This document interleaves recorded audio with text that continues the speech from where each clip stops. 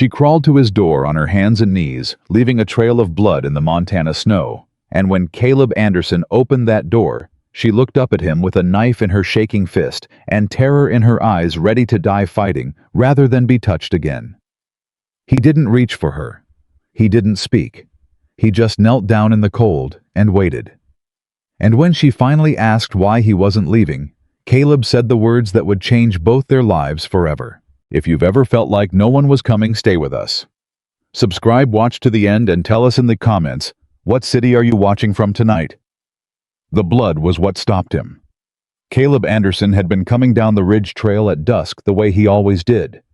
Alone, unhurried, watching the last light bleed out over the Bitterroot Range, when his boot caught a dark patch in the snow that shouldn't have been there. He crouched, touched it, pulled his fingers back. Red, not animal blood. He'd lived in these mountains long enough to know the difference. Animal blood was thin in cold air. It scattered. This was heavy. It pooled. It dragged. Someone had crawled through here. Not walked. Crawled. He stood up and followed the trail with the same quiet focus he gave to everything in his life. No panic, no rushing. Just his eyes reading the ground the way another man might read a newspaper. The drag marks were close together. Whoever left them was small, moving slow, losing strength with every yard. The trail led toward his cabin. He covered the last 100 feet at a near run. She was on his porch steps. She had made it that far, 3 steps up from the frozen ground, and then her body had simply quit. She was slumped sideways against the railing, her coat torn open at the shoulder, one boot missing entirely. Her dark hair matted against a face that had been beaten so thoroughly that Caleb's jaw tightened the moment he saw it. She was conscious, barely. Her eyes opened when she heard his boots on the bottom step. And what happened next was something Caleb Anderson would carry with him for the rest of his life. She reached into her coat with a hand that could barely close, pulled out a small folding knife, and pointed it at him. The blade was shaking so badly it was almost useless. But her eyes were not shaking. Her eyes were absolutely fixed on him, not with hatred, not with madness, but with the flat, exhausted determination of a woman who had already decided she was going to die tonight and was only deciding how.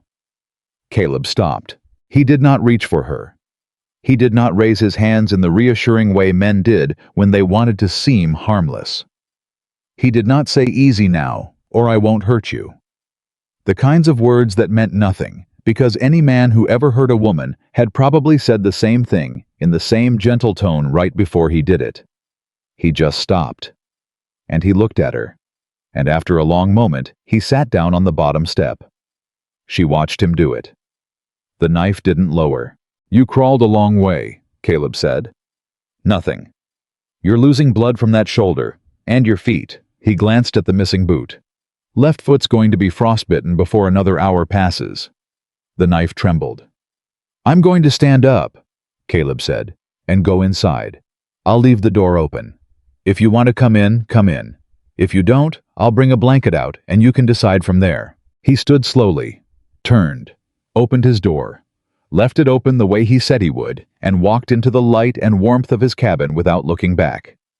Inside, he put a kettle on, built the fire up, got his medical tin from the shelf, the one he'd used on himself more times than he liked to count, and set it on the table. He moved without hurry, without noise. He didn't know if she would come in. He told himself it didn't matter either way, because that was how he'd trained himself to think about things he couldn't control. It was what kept a man sane in the mountains. But he found himself listening very carefully to the sound of the wind outside. It was 11 minutes before he heard one boot scrape against the porch boards. Then the labored sound of someone pulling themselves up by the railing. Then the soft, broken sound of someone who had been holding themselves together through sheer will, finally reaching a place where they no longer had to hold quite so hard, and letting a single breath come out of them that was almost a sob and almost a sigh, and was entirely the sound of someone who had run completely out. She came through the door on her feet. He gave her that she was upright. The knife was still in her hand, held low now, rather than raised, more habit than threat. Caleb did not look at her. He poured hot water into a basin and set it on the table beside the medical tin. "Sit wherever you want," he said. She chose the chair farthest from him, the one closest to the door. He noted that and said nothing about it. She sat with her back as straight as she could manage, which wasn't very straight, and her right hand flat on her knee with the folded knife still in her fist. She was watching him the way a trapped animal watched, not with hostility, but with total, exhausting vigilance. Every move he made, she tracked.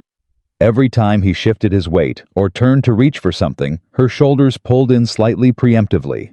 He worked slowly, deliberately, made sure she could see his hands at all times. "I've got clean cloth," he said, setting a strip of linen beside the basin. "And carbolic. It'll burn." She said nothing. "Your shoulder's the worst of it. That coat needs to come off the right side at least." Still nothing. He met her eyes, then not as a challenge, not with the soft, pitying look that women who'd been hurt tended to brace themselves against. He just looked at her the way he looked at everything. Direct. Steady. Like she was a fact he was trying to understand, rather than a problem he was trying to solve. "I'm not going to touch you without you saying I can," Caleb told her. "That's not a performance. That's just how it's going to work tonight. You tell me what you'll allow, and I'll stay inside it." Something shifted in her face. It wasn't trust. It was something more fragile than trust. It was the particular look of a person who had been braced for impact, and had the impact not come, and who didn't yet know what to do with the absence of it. She looked down at her own hand. At the knife. She set it on the arm of the chair. Didn't put it away. Just set it down. "My shoulder," she said. Her voice was hoarse. Low. Like something that hadn't been used for a while, or had been used too hard. "You can look at the shoulder." Caleb moved to her side. Crouched rather than stood over her. Helped ease the torn coat off her right shoulder with the careful, impersonal efficiency of a man who'd learned to dress wounds in the field and had no remaining squeamishness about the work. What he saw made him still. The wound on her shoulder was not an accident. It was not a fall or a branch or a rock. Someone had put a boot into her. Multiple times. The bruising fanned out across her shoulder blade and up her neck in the deep overlapping pattern that only came from a sustained beating. Her ribs on the right side, he could see it in the way she held herself. The almost imperceptible way she guarded that side even now were probably cracked, or worse. And her face. He made himself look at her face the way he'd make himself look at anything difficult. Her left cheekbone was swollen closed. Her lower lip had been split and had dried shut. There was a cut along her hairline, old enough to have clotted, but fresh enough that it had only done so in the last few hours. Someone had done this over time, not in a moment of rage, over time. He cleaned the shoulder. Applied the carbolic. She didn't make a sound when it burned, just went rigid for 3 seconds, and then released it, and the discipline of that, the complete refusal to show weakness, even here, even now, told him more about her than anything she could have said. He wrapped her shoulder, moved to her foot. The left one, the bootless one, was pale and waxy at the toes, beginning to lose sensation. He worked heat back into it with his hands rubbing in slow, steady circles, and she let him watching his face the entire time. "What's your name?" he asked. A pause. "Lily." "Lily." He nodded once like he was filing it. "I'm Caleb." "I know who you are."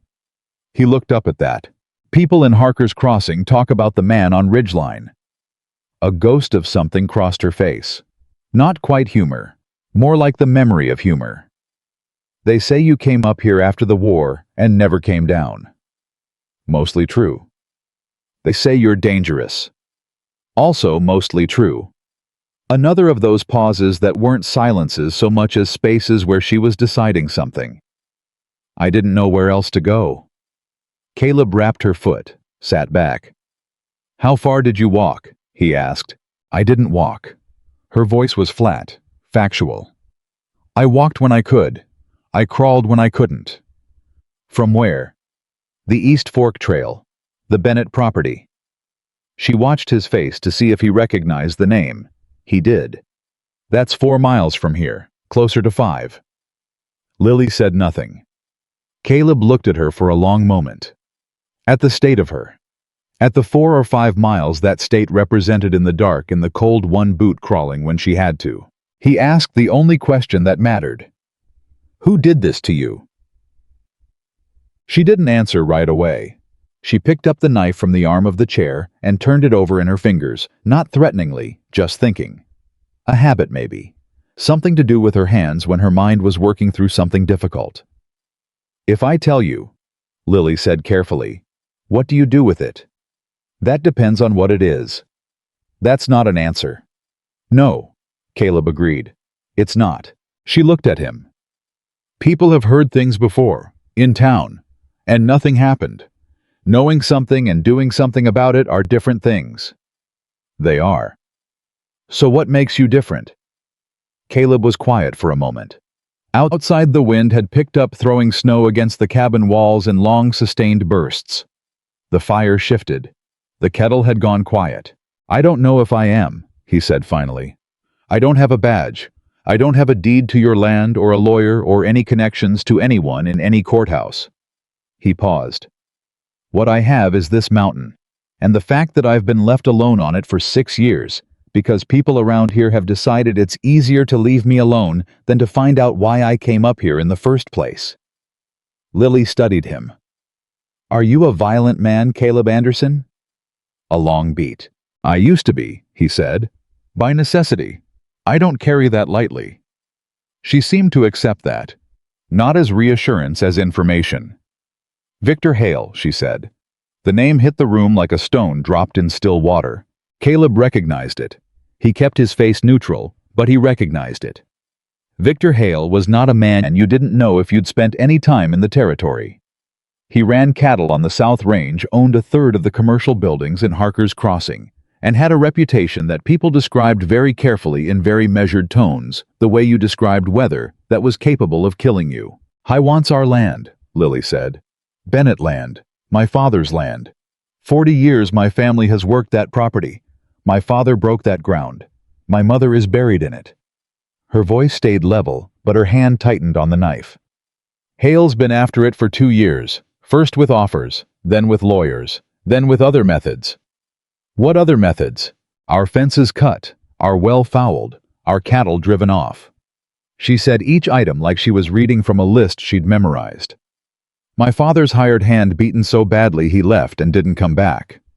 Our creditors suddenly calling in debts they'd been carrying for years all at once, all in the same week. Caleb kept his voice even. And tonight, Lily was quiet.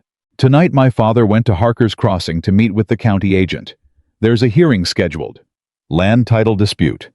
We have documentation, original grant papers, survey records, 40 years of tax payments. She paused. I was alone at the property. She didn't finish the sentence. She didn't need to. How many men? 3. A beat. They weren't trying to kill me. They were specific about that. They wanted me to understand something. What? Her eyes met his.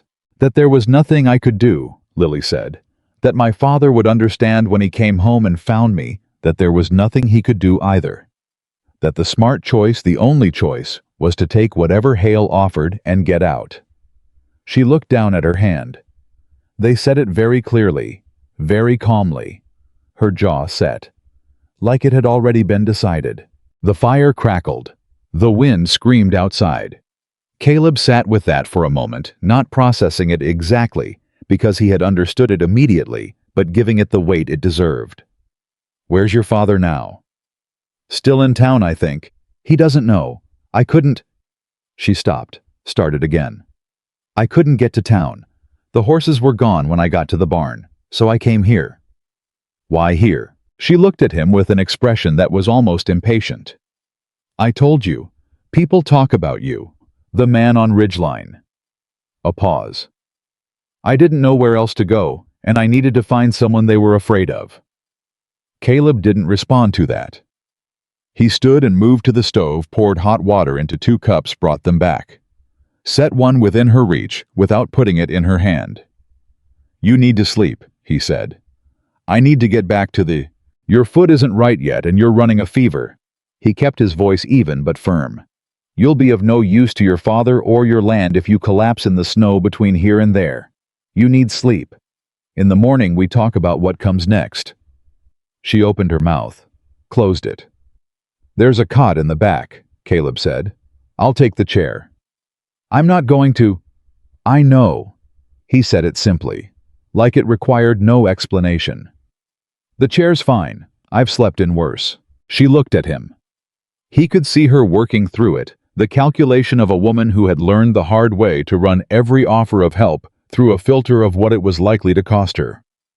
"Why?" she asked finally. Caleb picked up his cup. "Why what? Why any of this? I'm a stranger. What's in it for you?" He considered the question with the same level attention he gave everything else. Then he set his cup down. "Someone already decided you weren't worth the trouble," he said. "Tonight they made you crawl 4 miles in the dark to prove it." He looked at her steadily. "I don't agree with their assessment." She slept. He didn't. He sat in the chair by the fire with his rifle across his knees and his thoughts moving quietly through the problem, the way they moved through terrain, looking for weaknesses, looking for routes, looking for the things that didn't fit and therefore mattered most. Victor Hale. Caleb had heard plenty about Victor Hale without ever needing to meet the man. In the mountain territories, you learn to read the landscape of power, the same way you learn to read weather, not from the obvious signs, but from the subtle ones. The way people's voices changed when a name came up. The particular quality of silence in a room when something couldn't be said aloud. The way certain problems never seemed to get solved in certain counties, regardless of who was sheriff or who sat on the land board. Hale was the kind of man who understood that the most effective violence was the kind that never quite crossed a line you could point to in a courtroom. The fouled wells, the cut fences, the creditors calling at the same time. The beating that was calculated to wound, but not mark, not too badly, not in ways that couldn't be explained away. These were not the methods of a man with a temper. These were the methods of a man who was patient and thorough and had done this before. The hearing. Lily had mentioned a land title hearing. County agent. That was either the best news or the worst news, and Caleb wasn't sure yet which. He got up around 2 in the morning and stood by the back room doorway, long enough to confirm she was still breathing evenly. Her fever had broken, he could tell by the change in her color. The knife was still in her hand, even in sleep. He noted that without judgment. He'd done the same thing himself for 2 years after he came up from the south. He went back to his chair. There was a decision to be made, and he knew it, and he knew himself well enough to know that he had probably already made it the moment he sat down on that bottom porch step instead of walking away. The question wasn't whether he was going to do something. The question was what and how and whether he could do it without making things worse for the woman, asleep in the back room, who had crawled 5 miles through Montana darkness, on the theory that he was the kind of man her enemies would be afraid of. He hoped she was right. He wasn't entirely sure she was. She was up before dawn. He heard her moving in the back room, careful, deliberate movements, trying not to make noise, and by the time she came through the doorway, she was already dressed, her coat repaired as well as she could manage, her bearing reconstructed into something that looked composed, even if a man who'd been watching people for long enough could see the exact toll it was costing her. She stopped when she saw him in the chair. "You didn't sleep," she said. "I slept." "You didn't." He set the rifle aside. "There's food on the stove." She didn't move toward it right away. She stood in the doorway with her arms slightly away from her sides, the stance Caleb recognized of someone who had learned to always know where her hands were. "I need to get to my father," she said. "I know. He'll be heading back from town by now. When he gets home and finds the property—" She stopped, controlled something. "He's not young, and this will—" Another stop. Her jaw worked. "He can't find that alone." "I understand. So I need to go, right now, not after food, not—" "Lily." His voice was quiet, not sharp, just present enough to interrupt the spiral. "I know you need to go. I'm going to take you. But you're going to eat first because you haven't eaten since at least yesterday morning, and you're not going to do anyone any good passing out on the trail." He stood. "That's not negotiable. Everything else is. Sit down." She stared at him. He turned and dished out food from the pan on the stove, without waiting to see if she would comply. When he turned back around, she had sat down. She ate without tasting it, he could tell, but she ate. He sat across from her and drank coffee and let the silence work, which was something he was better at than most people he'd met. She broke it herself. "The men who came last night," she said. "I knew one of them." She kept her eyes on the plate. "His name is Garrett Purcell. He works for Hale directly. He's the one who he was specific about what he said, about what this was meant to communicate." "What exactly did he say?" She met his eyes. "He said tell your father that the Bennett property is sold, that we've already accepted the terms, that if we try to contradict that in front of the county agent he has witnesses who will say otherwise." A beat. "He has a document," he said, "with my father's signature." Caleb was still. "A forged document," Lily said. "My father never signed anything. I know my father, but Hale has a document with what he says is my father's signature agreeing to a sale price, and if that document is presented at the hearing is when? 3 days. What county agent?" "A man named Aldridge, based out of Helena." She paused. "I don't know him. I don't know if he's honest or if he's—" She didn't finish that sentence either. 3 days. A forged deed. A land agent of unknown allegiance. And somewhere down the mountain, a father who didn't yet know what had come to his property while he was in town, trying to protect it through legitimate channels. Caleb drank his coffee. "The grant papers you mentioned," he said. "The original survey records. Where are they?" "At the property, in a locked box under the floorboards in my father's study." A pause. "If they haven't been taken, were the men inside the house last night?" Her chin came up slightly. "Not the house. I barred the doors before—" She stopped. "I barred the doors. They didn't get inside." So the documents were likely still there. That was something. "Your father has a lawyer. We can't afford a lawyer. We tried. The ones in town who we could afford said they couldn't take the case." Her voice had an edge now, not anger exactly. Something harder than anger. The sound of someone who had run through every legitimate option and found each one closed. The ones who might have the standing to fight Hale's claim want money we don't have and time we don't have. Who else knows about the hearing in town? Anyone who reads the public notices. It was posted at the land office. She looked at him with those steady, exhausted eyes. "Why?" Caleb was quiet for a moment. "Because men like Victor Hale," he said slowly, "count on people believing they're alone, that there's no one watching, that whatever they do in the dark stays in the dark." He set down his cup. "The moment you make something public the way it was done, the forgery, the violence, it changes the calculation." Lily was watching him carefully now. "You sound like you've thought about this kind of thing before." "I have." "Are you going to tell me why?" A pause. "Not today," Caleb said.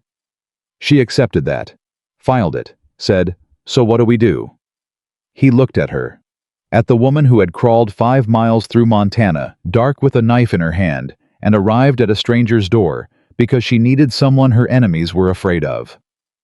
"First," Caleb said, "we go to your father."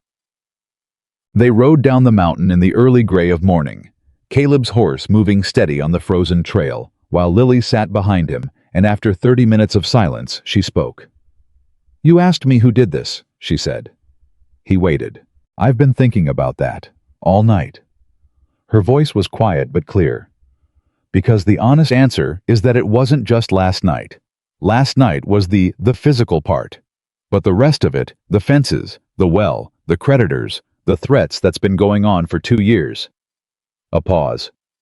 "And for 2 years my father and I have been trying to fight it properly, through the right channels, through the right people. And we kept losing, and we kept losing. And after a while you start to wonder." She stopped. "You start to wonder if they were right," Caleb said. A long beat. "Yes," she said quietly. "You start to wonder if maybe you were wrong about what you deserved in the first place." Caleb didn't respond immediately. The horse moved beneath them. The cold came off the trees in waves. "You weren't wrong," he said. "You can't know that. You just met me." "No." But I know what a fight looks like when someone's been in it for 2 years and still hasn't quit. He guided the horse around a frozen creek crossing. A person who didn't deserve what they had wouldn't still be fighting for it. She was quiet for a moment. That's not necessarily true. Maybe not, Caleb allowed. But it's true enough for today. They smelled the smoke before they cleared the tree line. Caleb felt Lily go rigid behind him. Her hands, which had been resting light against his sides, suddenly gripped hard. "No," she said. The word came out barely above a breath. He pushed the horse forward. The Bennett property came into view through the last of the timber, and the barn was burning, not the house. Whoever had said it had been deliberate enough to leave the house standing, which was almost worse because it meant this was a message rather than destruction, a demonstration of what could happen rather than what had happened. But the barn was fully involved, going up in a column of dark smoke against the pale Montana sky. And standing at the fence watching it was an old man with his back to them. Thomas Bennett hadn't heard them come. He was standing absolutely still watching his barn burn, and something about the quality of that stillness, the way a person stands when something has broken inside them, quietly enough that they can't yet find the broken piece, made Caleb's chest tighten. "Papa!" Lily was off the horse before it stopped moving, half running, half limping toward the fence. Thomas Bennett turned. I was 62 years old, and in the moment he turned and saw his daughter's face. The swelling, the split lip, the careful way she was holding her side. He aged 10 years in the space of a single second. His face did something complicated and terrible, the way a man's face moved when he understood something he had been refusing to understand. He came off the fence and met her halfway, and took her face in both his hands with a gentleness so fierce it was almost violent. "Who did this to you?" he said. He asked it the same way Caleb had. But in Thomas Bennett's voice it was different. It was the sound of a man asking a question he already knew the answer to, and having that answer confirmed in his daughter's eyes, and watching the last of some particular hope go out of him. Lily put her hands over his. "I'm all right, Papa." "You are not all right." "I will be." He looked at her for a long moment. Then he looked past her at Caleb Anderson sitting on his horse at the fence line, and his expression shifted into something measuring. "You're the man from Ridgeline," Thomas said. "Yes, sir." Thomas Bennett looked at his daughter, then at his burning barn, then at his daughter again. His hands were still on her face. "Tell me," he said quietly. "Tell me everything." He listened to all of it without interrupting. That was the first thing Caleb noticed about Thomas Bennett, that he listened the way people listened, when they'd learned through long experience that speaking before you understood something clearly was how you made mistakes that couldn't be taken back. When Lily finished, Thomas was quiet for a long time. "The document," he said finally. "With my signature." "It's forged, Papa. You know you never signed anything." "I know that." He said it with a heaviness that had nothing to do with doubt. "I also know that knowing it and being able to prove it are different things." "The grant papers," Caleb said from the fence. "Your original survey records, are they still in the house?" Thomas looked at him. "You know about those." "Lily told me." A pause. Then Thomas looked at his daughter with an expression that asked a question without words. "I trust him," Lily said. She said it quickly. Then seemed almost surprised she'd said it. Thomas watched her face for the particular way a father watched a daughter's face when he was reading something in it that she might not yet know was there, and then he nodded once. "Papers are in the house," he said. "Undisturbed far as I can tell. I checked before I came out here." He looked at the burning barn. "They fired the barn after. Warning shot." His voice had gone flat. "Hale doesn't make mistakes. If he burned the barn instead of the house, it was because he wanted me to walk into the house and find those papers still there, and still understand that it didn't matter, that he could take the house any time he chose." "He's trying to break your nerve," Caleb said. "He's done a fair job of it." Thomas said it without self-pity. Just fact. "I'm 62 years old. My daughter is hurt. My barn is on fire. I have 3 days before a hearing where a man with more money than God is going to present a judge with a document that says, I already sold this land, and there's nothing I can do about it. He looked at Caleb. What would you do? He asked. Caleb got down off his horse. He looped the reins over the fence post and walked through the gate and came to stand beside Thomas Bennett and looked at the barn burning. I'd stop giving him what he wants, Caleb said, which is an isolated target. He turned to face Thomas. Right now, you're fighting this alone. That's how Hale needs it. The moment you're not alone, the arithmetic changes. A pause. The hearing is in 3 days. In 3 days, that county agent is going to hear one side of this story, or he's going to hear two.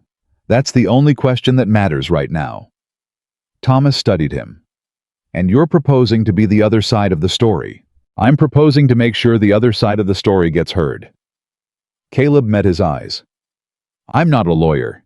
I don't have standing in any courthouse. What I have is a particular reputation that opens certain doors and closes certain others.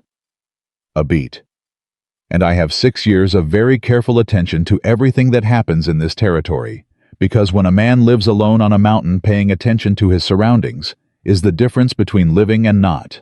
Thomas Bennett looked at him for a long moment. Then he looked at his daughter. Lily was watching Caleb with that same careful measuring attention she'd had since she'd set the knife down on the arm of the chair. The calculating intelligence of a woman who took nothing at face value and had good reasons for it. He stayed up all night, she said to her father. He sat in the chair with his rifle because he didn't know if the men would follow my trail.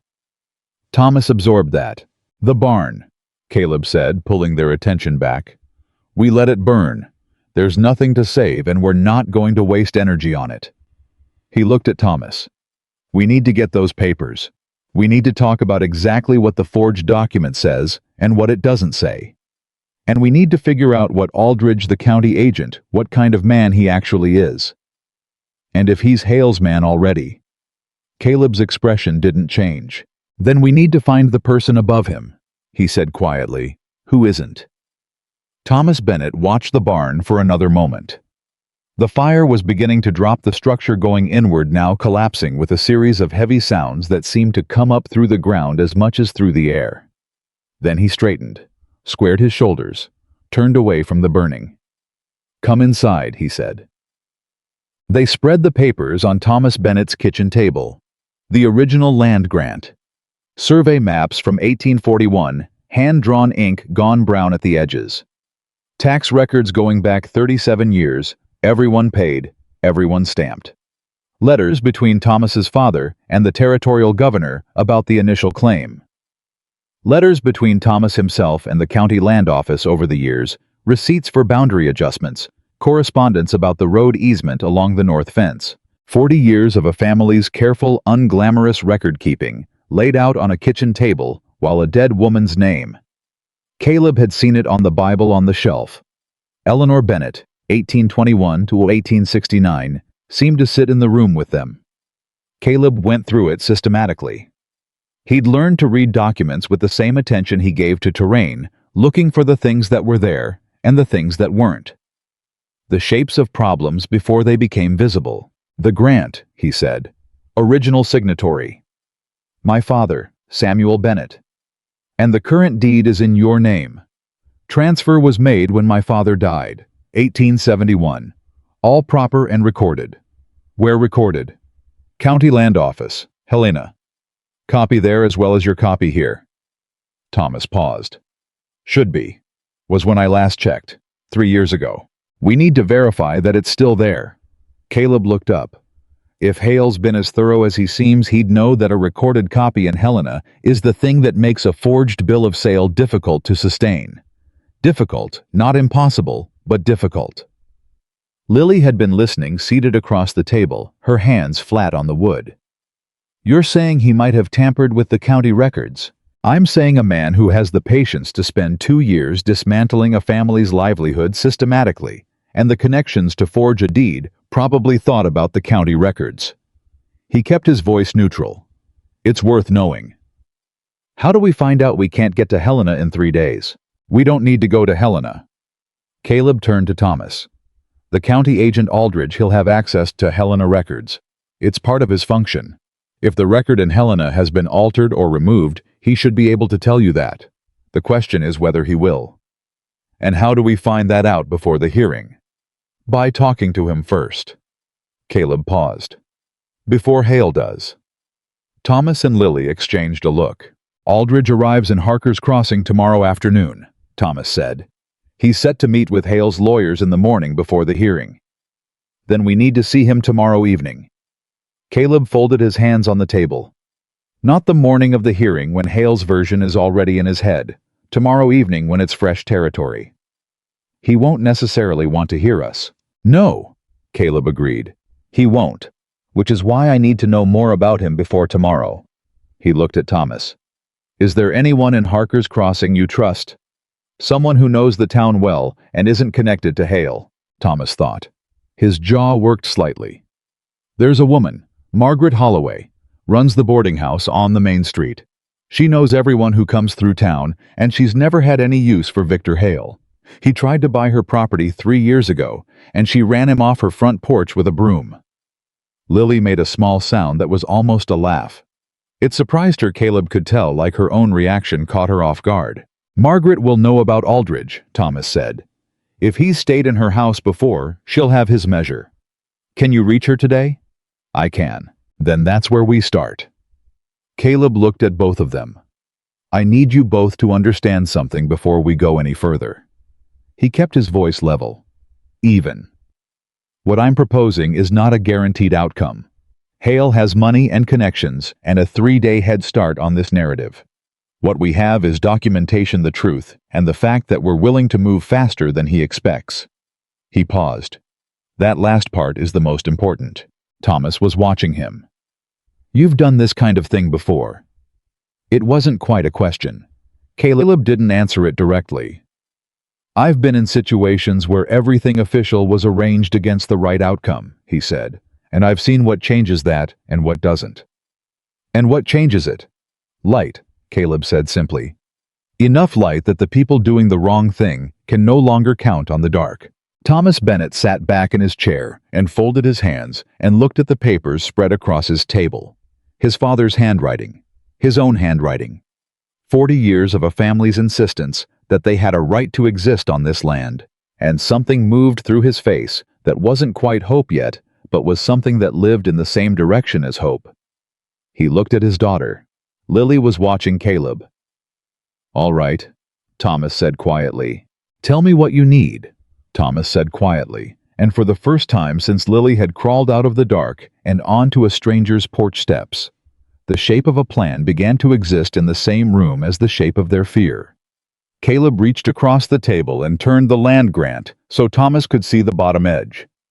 This seal here, the territorial surveyor's mark. Is that original or a copy? Original. Thomas touched it without picking it up, the way a man touched something he'd spent a lifetime being careful with. My father carried that document in a tin case from Missouri to Montana in 1841. It never left sight until the day he put it in that box under the floor. Does Hale know about it? He knows we have documentation. Whether he knows specifically about the seal. Thomas paused. I don't know. Then that's our edge. Caleb straightened. A forged bill of sale is a piece of paper. It's words on a page that any man with enough money can produce.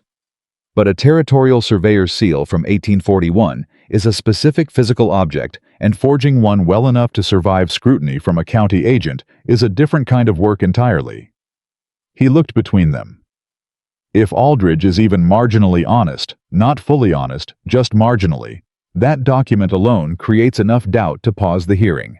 Lily had been quiet through this exchange, reading the room, reading Caleb, the way she read everything, carefully, and without committing to a conclusion. Now she spoke. And if Aldridge isn't even marginally honest? Caleb met her eyes. Then we need to know that before we walk into his meeting tomorrow, not after. She nodded, once the sharp, efficient nod of someone who asked hard questions because she needed hard answers, not because she was looking for comfort. Margaret Holloway. I can ride to town today. My father shouldn't be seen in Harker's Crossing right now. Hale's men will be watching for him, but they won't think twice about me. Thomas was already shaking his head. "You are not, Papa." Her voice was quiet, but absolute. "I'm the one who needs to go. You know that. You're hurt. I'm functional." She looked at her father with an expression that had passed through argument and landed somewhere in the territory of simple fact. "I can sit a horse. I can talk to Margaret. And I can get back before dark." She paused. "What I cannot do is sit in this house while the two of you handle things I'm capable of handling myself." Thomas opened his mouth, closed it, looked at Caleb. Caleb looked back at him and didn't offer an opinion either way. That seemed to settle something for Thomas, that this man who had already proved himself capable of decisive judgment on a dozen other points had the sense to stay quiet about this one. He let out a slow breath through his nose. "Before dark," he said. "Before dark." Thomas pushed back from the table. "I'll saddle Molly." He went out, and in the brief quiet that followed, Lily turned to Caleb. "Thank you," she said. "For not—" She stopped. Tried again. "A lot of men would have—" "I know." He didn't make her finish it. "Your father's right to worry. Your father's also wrong to think worrying is the same as deciding." She looked at him for a moment with something in her face that was complicated enough that she seemed to decide not to name it. Instead, "What will you do while I'm in town?" "Talk to your father. Learn this property." He turned toward the window. "If Hale sends men again before the hearing, I want to know the ground." "You think he will?" "I think a man who burned a barn this morning is establishing a pattern." He turned back. "He's showing you that time works in his favor. Every hour you spend reacting to something he does is an hour you're not building anything of your own." He paused. "We need to stop reacting." Lily was quiet. Then, "What was it before? That you said you'd been in situations where everything official was arranged against the right outcome." She watched his face. "That wasn't a general observation." He met her eyes and said nothing. "You don't have to tell me," she said. "But I'm going to be trusting you with things that matter to me more than my own life, so it would be useful to know." A long beat. "After the war," Caleb said, "I worked for 2 years for a man I believed was honest, helping him establish claims in Wyoming territory.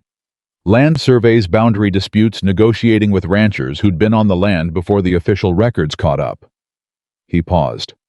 "I was good at it, and I believed what we were doing was right." He stopped. Lily waited. "I wasn't honest," Caleb said. "It took me 2 years to see it, because I was looking at the individual pieces instead of the whole pattern. By the time I understood what I'd been part of, 3 families had lost land they'd worked for 20 years. The records had been altered in 2 counties, and the man I worked for was sitting on a cattle operation worth $40,000, built on ground that wasn't his." Another pause. "I spent the next year trying to fix it. Did you?" "Partly." His voice was flat. Not satisfied, not self-recriminating, just accurate. "Partly." He looked at the papers on the table. "I came up to this mountain because I needed to trust my own judgment again before I trusted anyone else with it." A beat. "Took me longer than I expected." Lily absorbed that. "Victor Hale," she said carefully. "Is he like that man?" "He's exactly like that man." Caleb's voice hadn't changed in pitch or volume, but something in it had settled into a register that made the hairs on the back of Lily's arm stand up.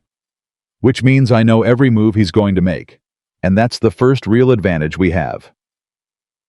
She rode for town, and Caleb walked the property with Thomas Bennett. They went fence line to fence line, north boundary, east boundary, south. Thomas talked as they walked, not because Caleb asked him to, but because Thomas Bennett was the kind of man who processed difficulty by naming things. The north fence had been cut twice in the past year. The east gate had been off its hinges for 3 weeks in September, while the hired hand who'd left was still supposed to be replacing them. The south pasture, where the cattle had been before they were driven off, still had the marks of that in the broken ground near the water trough. Caleb listened and filed it. "The well," he said, where Thomas led him to it. The well casing showed damage that wasn't accidental.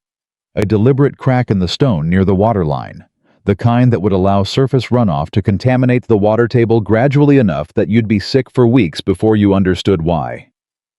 "We've been using the creek since August," Thomas said.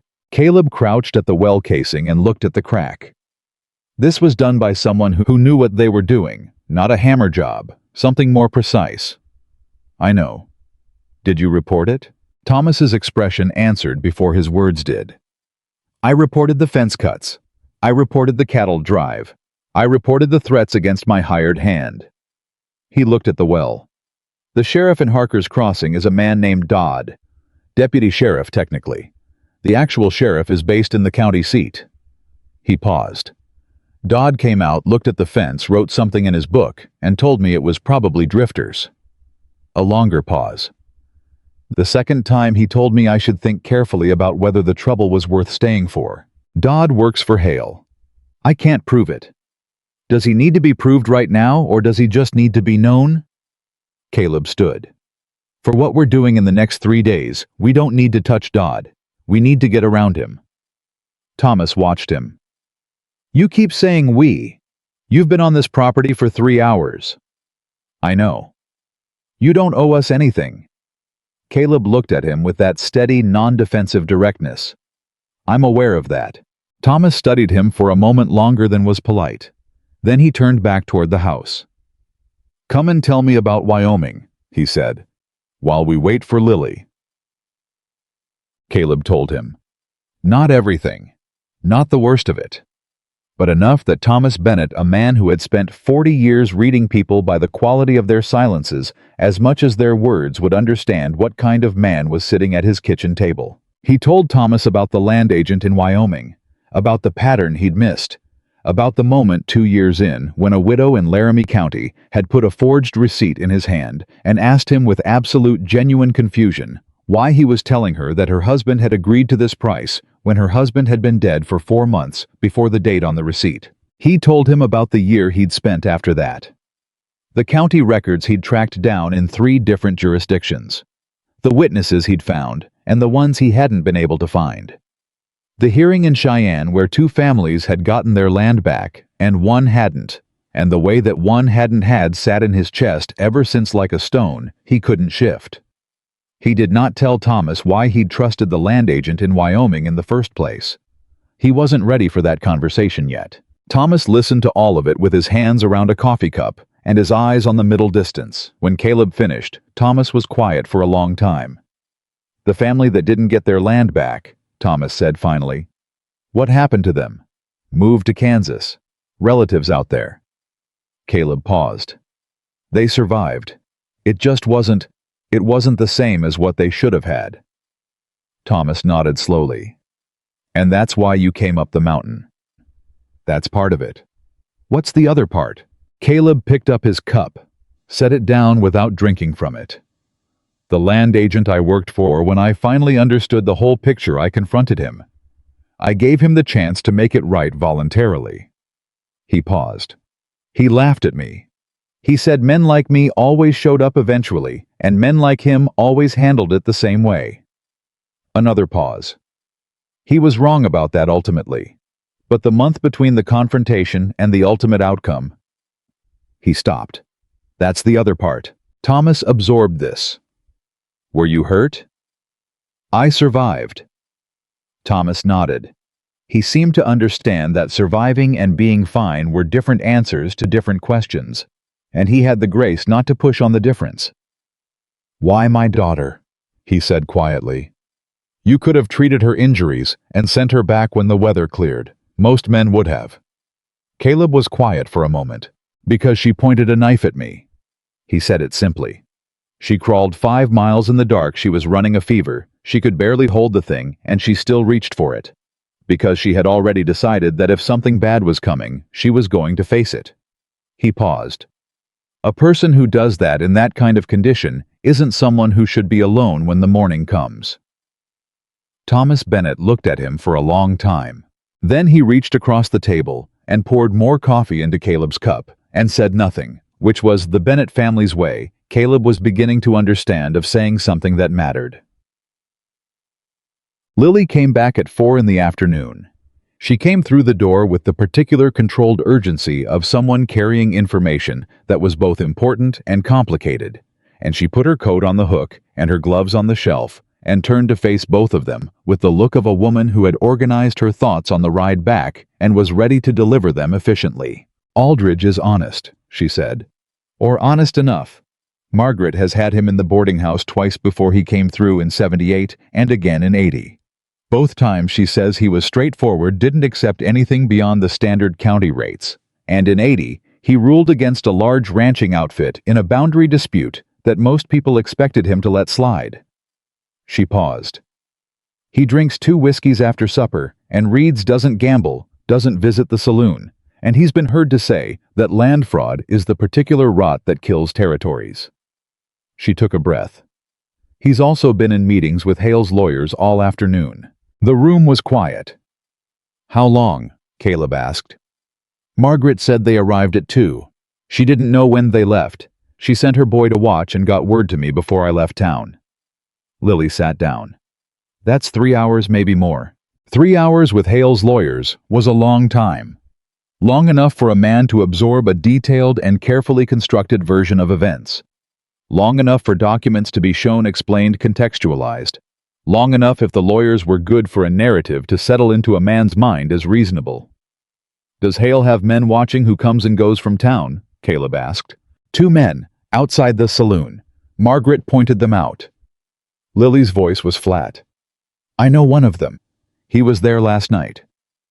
Caleb noted the way she said that, the particular quality of controlled stillness that followed it, the way her hands didn't move, and filed it. "Did they see you in town?" "Yes." She met his eyes.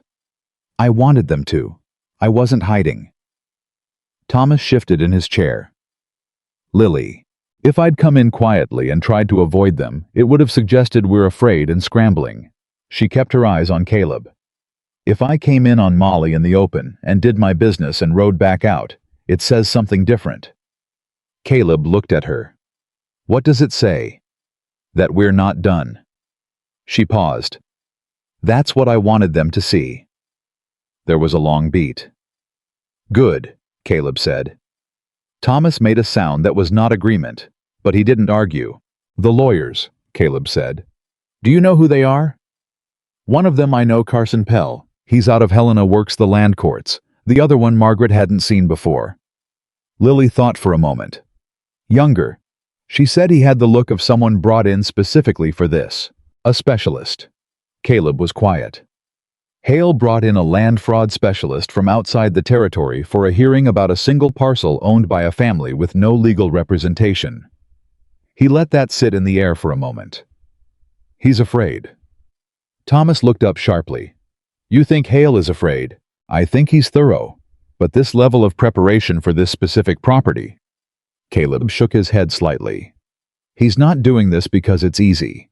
He's doing it because there's something about this land specifically that matters enough to justify the cost of a specialist and 2 years of systematic pressure."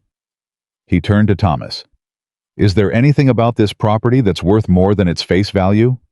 Anything that's changed recently, or that you know about that Hale might know about?" Thomas was very still. The quiet that followed lasted about 4 seconds. Which was, Caleb had learned, a significant amount of time for a man like Thomas Bennett. "The creek," Thomas said. Lily turned to look at her father. "The North Creek," Thomas said slowly. "That runs along the east boundary. About 6 months ago, when we were having trouble with the well, I was following the creek line to check the water source, up near the headland about a mile northeast of the property boundary." He paused. "There's a seam." Caleb waited. "Coal," Thomas said quietly. "A coal seam about 4 feet wide running along the creek bed for as far as I followed it. I haven't had it surveyed. I haven't told anyone." He looked at Lily. "I hadn't even told you." Lily stared at her father. "Papa, I know." His voice was heavy. "I should have said something, but I didn't know what it meant yet. I didn't know if it crossed onto our property or stayed on the public land, and I didn't want to say anything until I knew, because if it crosses our property line..." "It changes everything," Caleb said. Thomas nodded. "A coal seam of that size, if it's accessible, it's worth more than the cattle operation, More than the land itself at any normal price. He put both hands flat on the table. If Hale knows about it. He knows about it, Caleb said. The certainty in his voice made both Lily and Thomas look at him. The timing, Caleb said. 2 years ago, Hale started pressuring you. That's roughly when a man doing even informal survey work along the creek system would have found that seam. He looked at Thomas steadily. He didn't decide to take your land because it was convenient. He decided to take it because he knew what was under it, and he needed the land title to access the seam legally. The kitchen went very quiet. Lily pressed both hands flat on the table, mirroring her father without knowing it. Her face had gone through something shock. First, then, a fast, hard recalculation, and when she spoke, her voice was careful with the effort of staying steady. So this was never about the cattle prices, never about the pasture land. No, Caleb said. And the forged deed, if he gets that accepted at the hearing. He gets the mineral rights along with the surface title. Caleb paused. Which is worth considerably more than what he's offering for the land. Thomas made a sound low in his chest. Not anger yet. Something deeper and older than anger. The sound of a man who understood that he had been played very carefully for a very long time by a very patient opponent. The hearing, Lily said. Her voice had changed. The careful control was still there, but something underneath it had gone hard, not brittle hard, like a thing that had been tested to its limit and hadn't broken.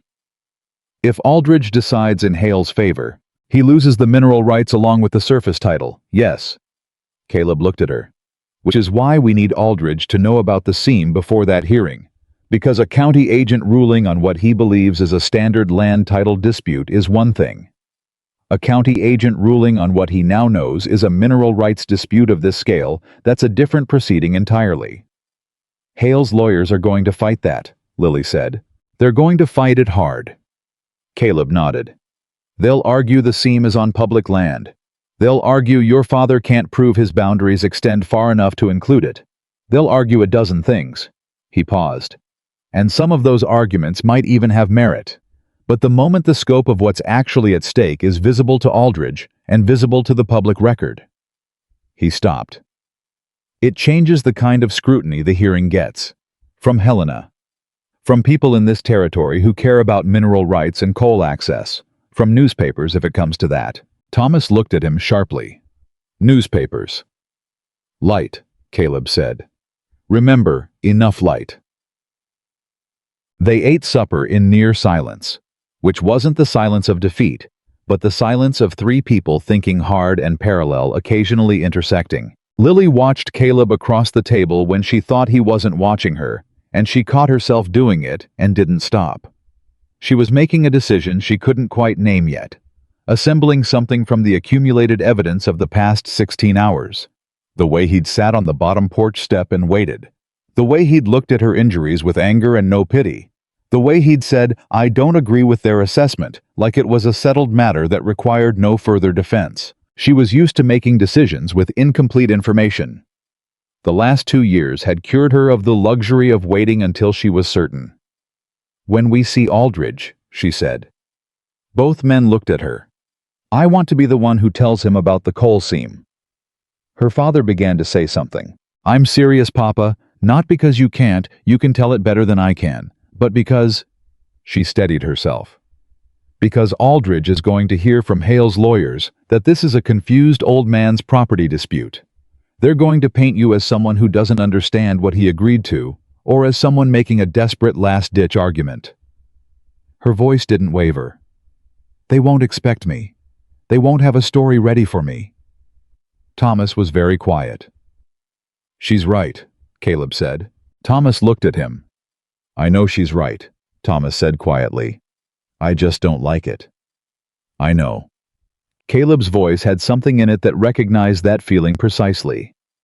That's usually how it goes with the right move. After supper, Thomas went to bed early, the tiredness of a man who'd used up something essential, and Caleb and Lily sat by the fire. The quiet between them was different now from what it had been in the mountain cabin. Something had shifted in the grain of it, less vigilant, not comfortable, yet not that, but honest. The coal seam, Lily said finally. Were you surprised when he said it? No. Caleb looked at the fire. I didn't know about the coal, but I knew there had to be something specific.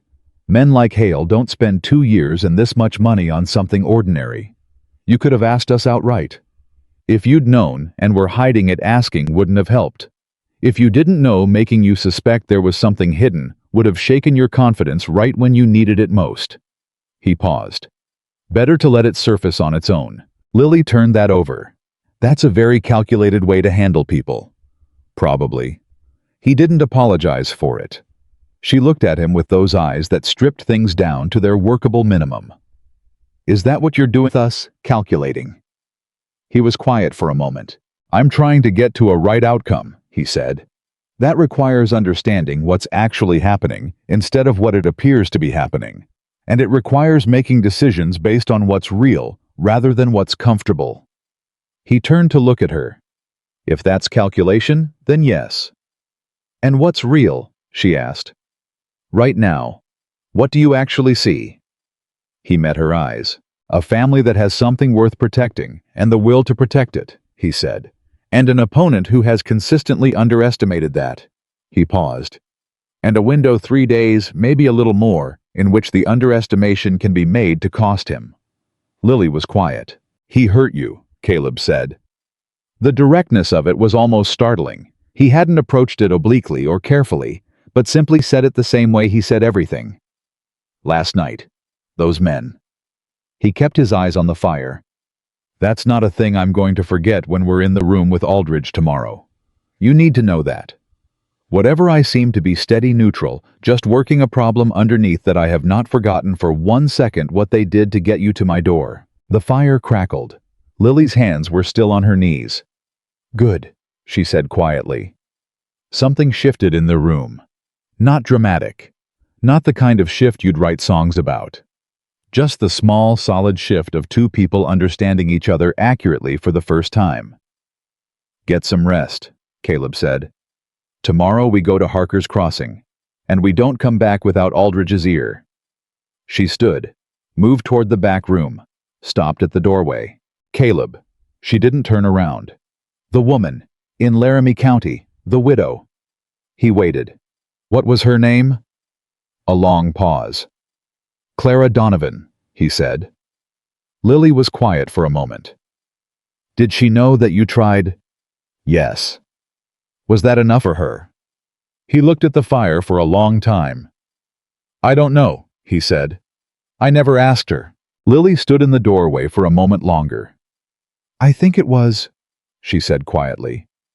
I think for someone who'd had nothing for a very long time, someone trying, and her knowing it, I think that mattered. She paused. That's enough for tonight. She went to bed. Caleb sat by the fire for a long time after that, watching the wood burn down, and felt something shift in him, very slightly. The particular shift of a stone that's been sitting in the same position so long. You've stopped noticing the weight moving just enough to let some of the pressure out. He hadn't asked Clara Donovan if it was enough. He should have. He'd carry that forward. Outside the Bennett house in the dark, between the burned barn and the frozen fields, something moved along the fence line. Caleb's eyes went to the window instantly, that old, unclosable reflex. He watched for 30 seconds, saw nothing more. But he got his rifle from beside the door and stood near the window anyway. Because Thomas Bennett had worked 40 years for what was in that house. Because somewhere under a creek bed, a mile northeast, there was a coal seam worth more than most men in this territory would see in 3 lifetimes. And because Victor Hale, who was patient and thorough and had done this before, knew that the hearing was 3 days away and that something had gone wrong with his plan. When the woman he'd sent crawling into the dark showed up in town the following afternoon on a horse with her spine straight and her eyes clear, the night held. Caleb held with it. In the morning they would ride into Harker's Crossing, and everything Hale had built over 2 careful years would either begin to crack or would close around them completely. Caleb intended for it to crack. And when they rode into Harker's Crossing the following morning, the 3 of them together, he could feel the moment the town noticed them, the way you feel a change in wind before you hear it. Thomas rode in the center, Lily on his left, Caleb on his right, which put his gun hand toward the street and was not accidental. They came in at a measured pace, not hurrying, not slowing, not looking sideways at the two men outside the saloon who straightened the moment the Bennett horses cleared the main street entrance. Caleb felt those men's attention track across them like a rifle scope finding range, and he kept his eyes forward and his posture easy and let them look. Let them carry what they saw back to Victor Hale. Margaret Holloway's boarding house was at the far end of the main street, two-story, with a porch that wrapped around two sides. Caleb had never been inside it, but he knew the type. Every frontier town of any size had one, and the women who ran them tended to know more about what was actually happening in their communities than anyone with a badge or a title, because people talked in boarding houses the way they talked nowhere else over meals, half-guarded with the specific looseness of people who were away from home. Margaret met them at the door before they'd finished tying their horses. She was a compact woman of 60 or so, with the particular alert stillness of someone who had spent decades making fast, accurate assessments of strangers and acting on them. She looked at Thomas first, the nod of an old acquaintance, and then at Lily, whose bruised face she took in without flinching or making the sympathetic sounds that Lily's expression clearly indicated she was braced for. Then she looked at Caleb. "You're the one from Ridgeline," Margaret said. "Yes, ma'am." "I heard you don't come down." "I came down." She studied him for a beat longer. Then she stepped back from the door. "Come in. Aldridge had breakfast an hour ago. He's in the sitting room." Robert Aldridge was a spare man in his mid-50s, with the unhurried precision of a man who'd spent 30 years making consequential decisions and had learned that most bad ones came from moving faster than the evidence required.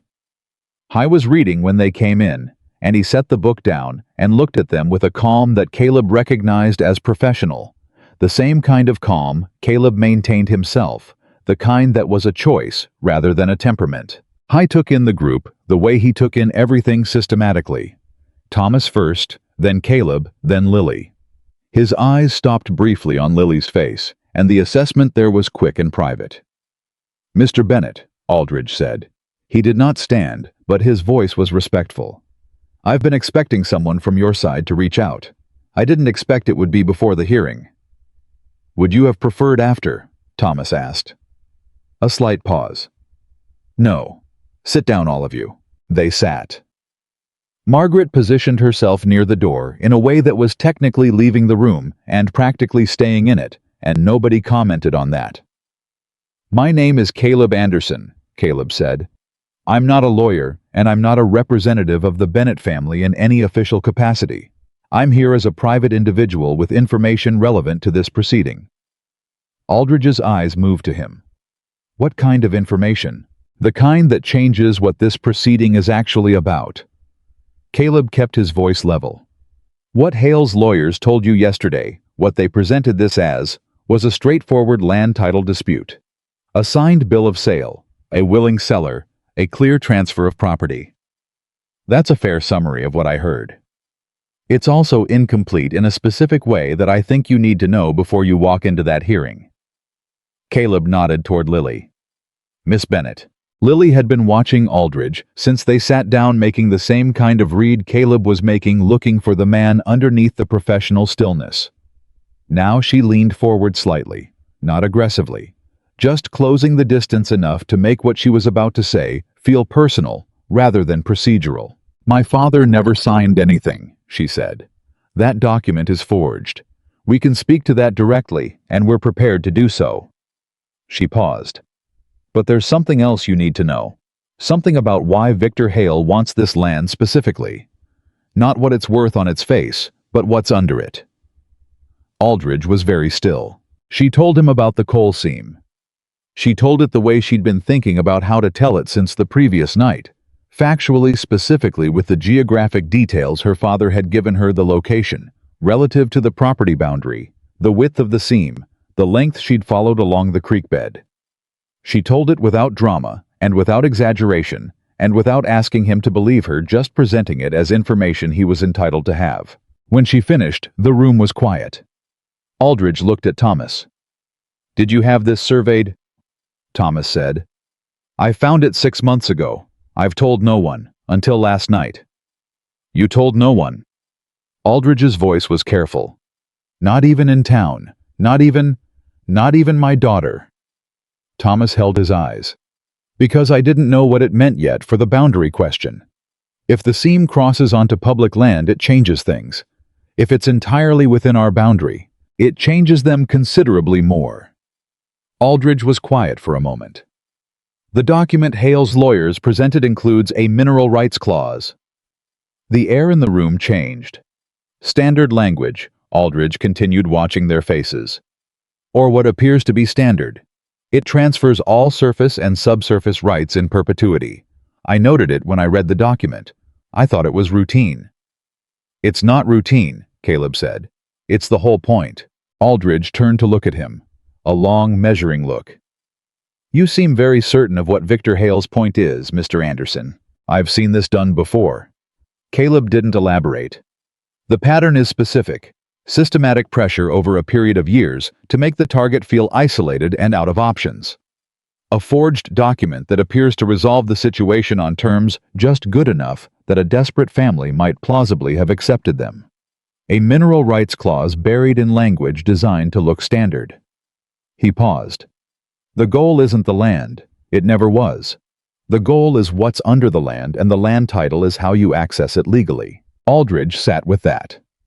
He was the kind of man Caleb had already decided who was not going to be hurried, who was going to take the time he needed and no more, who had probably heard from very convincing people on both sides of disputes his entire career and had learned that the quality of conviction was not the same as the quality of evidence. The signature on the bill of sale, Aldridge said finally. You're saying it's forged? Yes, Thomas said. Can you demonstrate that? Not assert it, demonstrate it. Thomas reached into his coat. He put 3 documents on the table in front of Aldridge. My correspondence with the county land office over the past 15 years. My signature is on every one of them, dated and witnessed. Compare them to whatever is on Hale's document. He paused. I'll tell you now what you'll find. The letter forms are similar enough to survive a quick look. They won't survive a careful one. Aldridge picked up the first letter. Read the signature. Set it down. Picked up the second. His expression gave nothing away, but his pace slowed slightly on the third. I'll need to see Hale's document alongside these, he said. We know that, Lily said. We're not asking you to rule on it right now. We're asking you to look at it carefully. I look carefully at everything, Miss Bennett. I know. She held his gaze. I'm asking you to understand what you're looking at carefully at. Because there's a difference between a land dispute and a mineral rights fraud of this scale, and the difference matters for what kind of scrutiny the hearing deserves. Aldridge looked at her for a moment. How old are you? 26. You argue like someone who's been in a courtroom before. I've been in a fight before, Lily said. It amounts to the same kind of thinking. Chate. The meeting lasted 40 minutes. When they came out, Margaret was waiting on the porch with coffee she hadn't offered to bring, but had brought anyway, and the expression on her face was the controlled curiosity of a woman who had heard enough through a door she'd been thoughtful enough not to close completely. Well, she said. He'll look at it carefully, Caleb said. That's not the same as ruling in your favor. No. He took the coffee. But it's a start. Thomas was quiet, standing with his hands wrapped around his cup and his eyes on the far end of the street, where the 2 men outside the saloon had been watching their horses the entire time they were inside. The men were still there. They'd made no effort to disguise their attention. They'll tell Hale we came, Thomas said.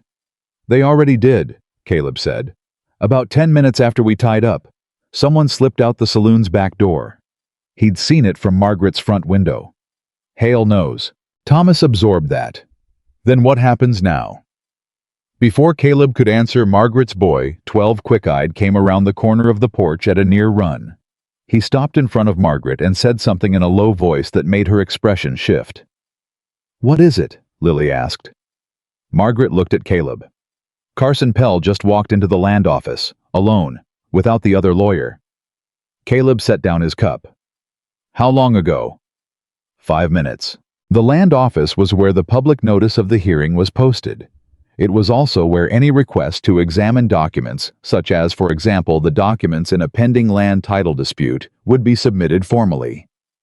"He's trying to get ahead of us," Lily said quietly. "If Aldridge formally requests Hale's document for comparison, and that request goes through the land office." "Pell can see it coming," Caleb finished, "and adjust." He was already moving down the porch steps. "Caleb." Lily's voice stopped him. "What are you going to do?" He turned. "Talk to Pell. He's Hale's lawyer." "I know. He's not going to—" "I know that too." His voice was even. "But right now what I need isn't for Pell to cooperate. I need him to understand that someone in this town is paying close attention to everything he does in the next 48 hours. He paused. "Men like Pell operate on the assumption of invisibility. Take that away, and they make mistakes." I went down the steps before she could answer. The land office was a single room with a clerk behind a counter, and Carson Pell standing at that counter with the particular relaxed authority of a man accustomed to being the most consequential person in whatever room he occupied. He was in his late 40s, well-dressed without being flashy about it, with a lawyer's carefully maintained neutrality of expression that probably cost him something to maintain 24 hours a day and probably wasn't worth the cost. He saw Caleb come through the door, and the neutrality went through one brief recalibration before resettling. Caleb stopped 2 feet inside the door, did not approach the counter, did not address the clerk, just stood there and looked at Pell with the open, undemanding attention of a man who was in no hurry. Pell turned back to the clerk. "As I was saying, take your time," Caleb said pleasantly. "I'll wait." Another recalibration, smaller this time, more controlled. Pell completed his business with the clerk. Something about document filing times, specific language. Caleb committed to memory and turned. He looked at Caleb with the professional assessment of a man who was rapidly categorizing him and finding the category unsatisfying. "Can I help you?" Pell asked. "I doubt it." Caleb kept his voice conversational. "But I wanted to introduce myself. Caleb Anderson. I'm an associate of the Bennett family." A beat. "I see. I'm not a lawyer. I want to be clear about that. I have no standing in tomorrow's hearing." "Then I'm not sure why you're introducing yourself." "Because I like to meet the people involved in situations I'm paying attention to." Caleb tilted his head slightly. "I've been paying attention to the Bennett situation for a while now. I find it interesting." Pell studied him. "In what capacity?" "Personal." Caleb paused. "I spent some time in Wyoming Territory a few years back. I got very familiar with a particular type of land case, the kind where the headline dispute and the actual dispute are 2 different things." He kept his eyes level. "I got so familiar with it, in fact, that I can usually tell within the first conversation which kind I'm looking at." The professional neutrality was working hard now. "I'm not sure what you're implying," Pell said carefully. "I'm not implying anything." Caleb's voice stayed pleasant. "I'm introducing myself, and I'm letting you know that whatever happens tomorrow in that hearing room, there's going to be someone present who knows what a mineral rights fraud looks like at every stage. From the initial pressure campaign, through the forged documentation, through the sympathetic county official strategy." He paused. "Not implying, just providing context." Pell was very still. "You're making a serious accusation." "I made no accusation. I described a pattern I've seen before." Caleb smiled slightly, and it didn't reach his eyes. "If the pattern doesn't apply here, nothing I've said is relevant, and we've just wasted 60 seconds. He picked up the public notice from the stand by the door, glanced at it, set it back. "If it does apply, well, that's a different conversation." He went back out. Lily was waiting at the corner, which told him she'd followed him to within earshot of the land office door and had the restraint not to come inside. "Well," she said, "he'll report back to Hale within the hour." Caleb kept walking. "He's worried. Not panicking, he's too good for that, but worried." "Is that enough?" "It's a start." He glanced at her. "The thing about men like Pell is that they're effective when everything goes according to plan. Introduce a variable they didn't account for, And they start optimizing, which means they start moving faster than they should, which means they make decisions based on incomplete information. And what's the variable? Me. He said it without arrogance. They didn't know I was part of this. They built their plan around an old man and his daughter with no money, no lawyer, and no connections. That plan was probably very good. It's less good now. Lily walked beside him for a moment. You enjoyed that, she said. He considered it. I don't enjoy it, but I'm not unhappy about it either. There's a difference. Enjoying it would mean doing it for the feeling. I'm doing it because it's useful. He glanced at her. There's a difference. She looked at him sidelong. You've thought about this a lot. I've had 6 years on a mountain with no one to talk to. You think about the distinctions between things. Something crossed her face that was almost humor and landed as warmth. She looked away before he could examine it more closely.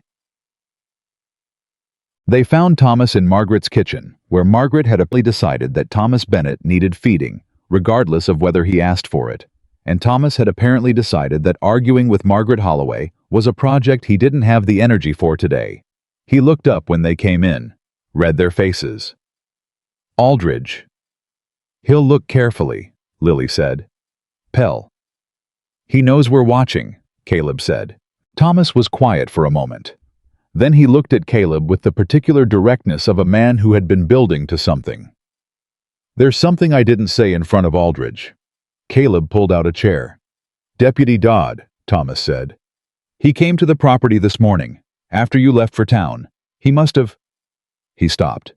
He waited until Lily was gone. Caleb's attention sharpened. What did he say? He came in official capacity, said there'd been a complaint filed about the Bennett property trespassing charges, against you.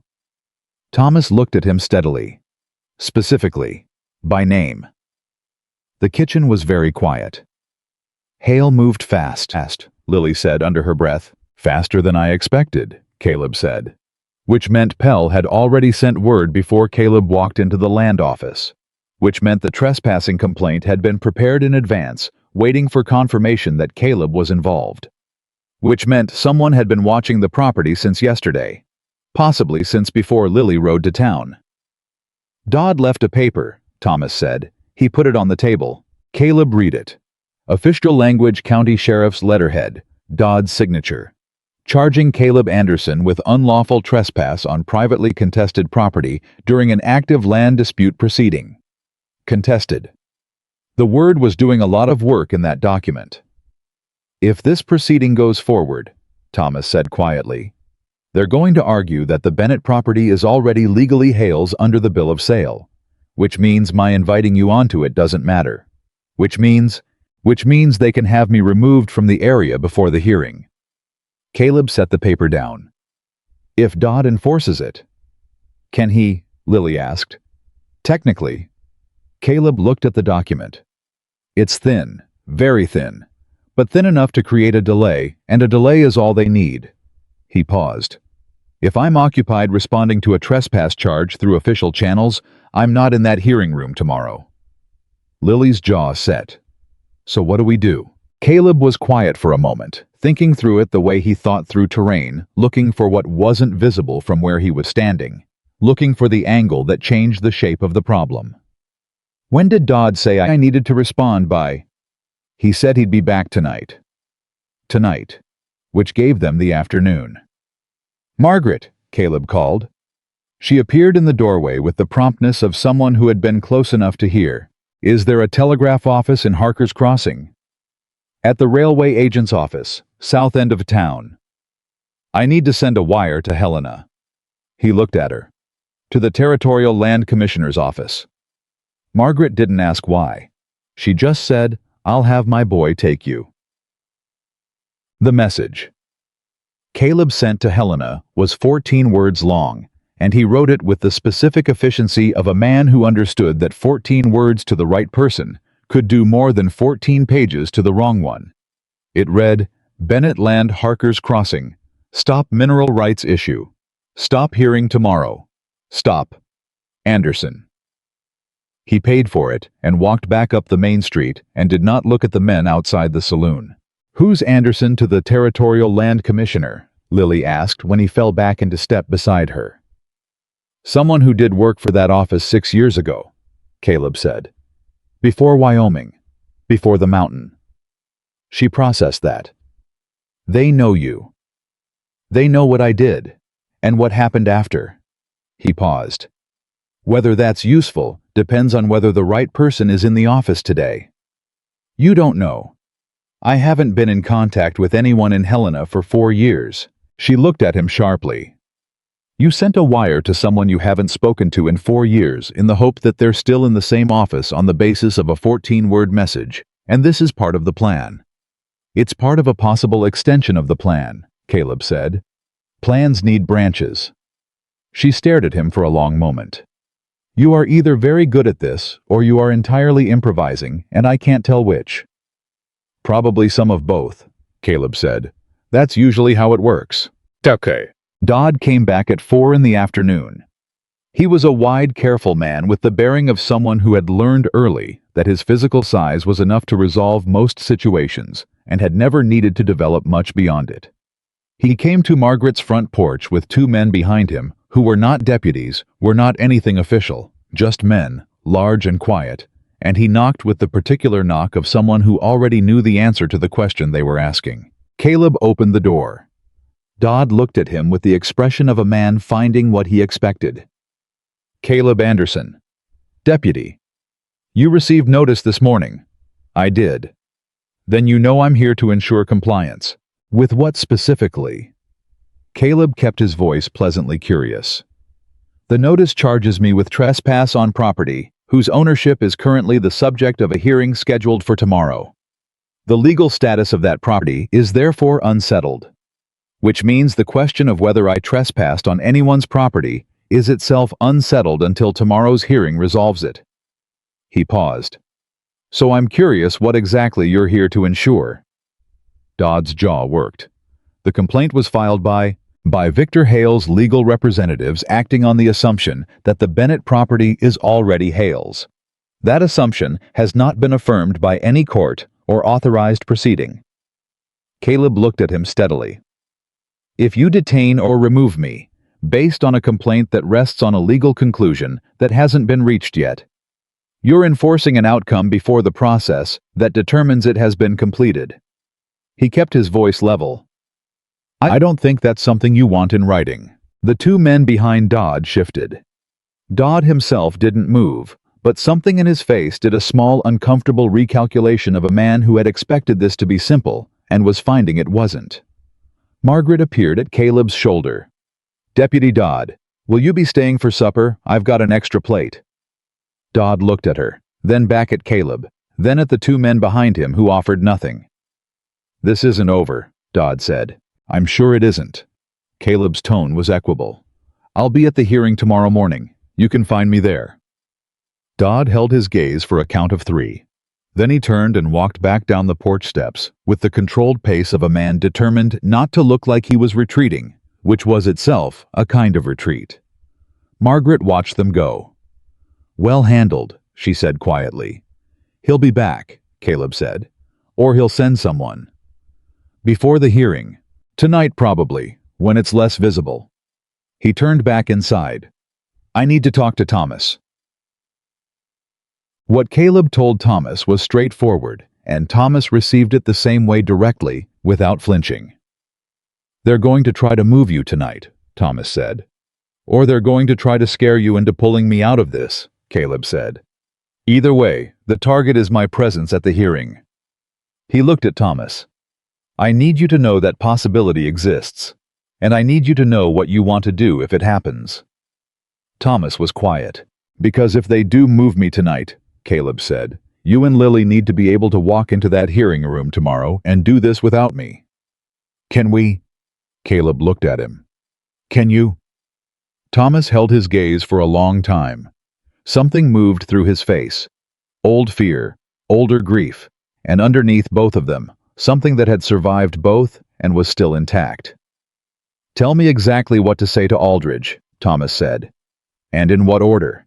And what to say if Pell objects." "I will." Caleb pulled his chair in. "Get Lily." They spent 2 hours on it. Caleb took them through it the way he'd taken them through the property the day before, methodically looking for weaknesses, testing every point. Lily was fast. She absorbed things in a single pass and asked the right follow-up questions, the ones that got to the operational heart of each step. Thomas was thorough. He asked the same things 3 times in different ways until the answers sat solid. By the time they finished, both of them could walk into that hearing room without Caleb and make a case. Not the same case Caleb would make, but a case. "The seam," Lily said at the end. "Aldridge is going to want to verify it." "He'll ask for a survey," Caleb agreed. "That might delay the hearing. Don't fight that if he suggests it. A delay is better than a ruling that goes the wrong way." "Hale's lawyers will fight a delay. Let them." The fact that they fight a delay when verification of a mineral claim is on the table says more to an honest county agent than anything we say. He paused. "Let them show Aldridge who they are." Lily nodded. Then she looked at him with those direct reading eyes. "And you? If they don't come tonight, then I'll be there tomorrow. And if they do come," a pause, "then I'll deal with it," he said. "And still be there tomorrow." She held his gaze for a moment.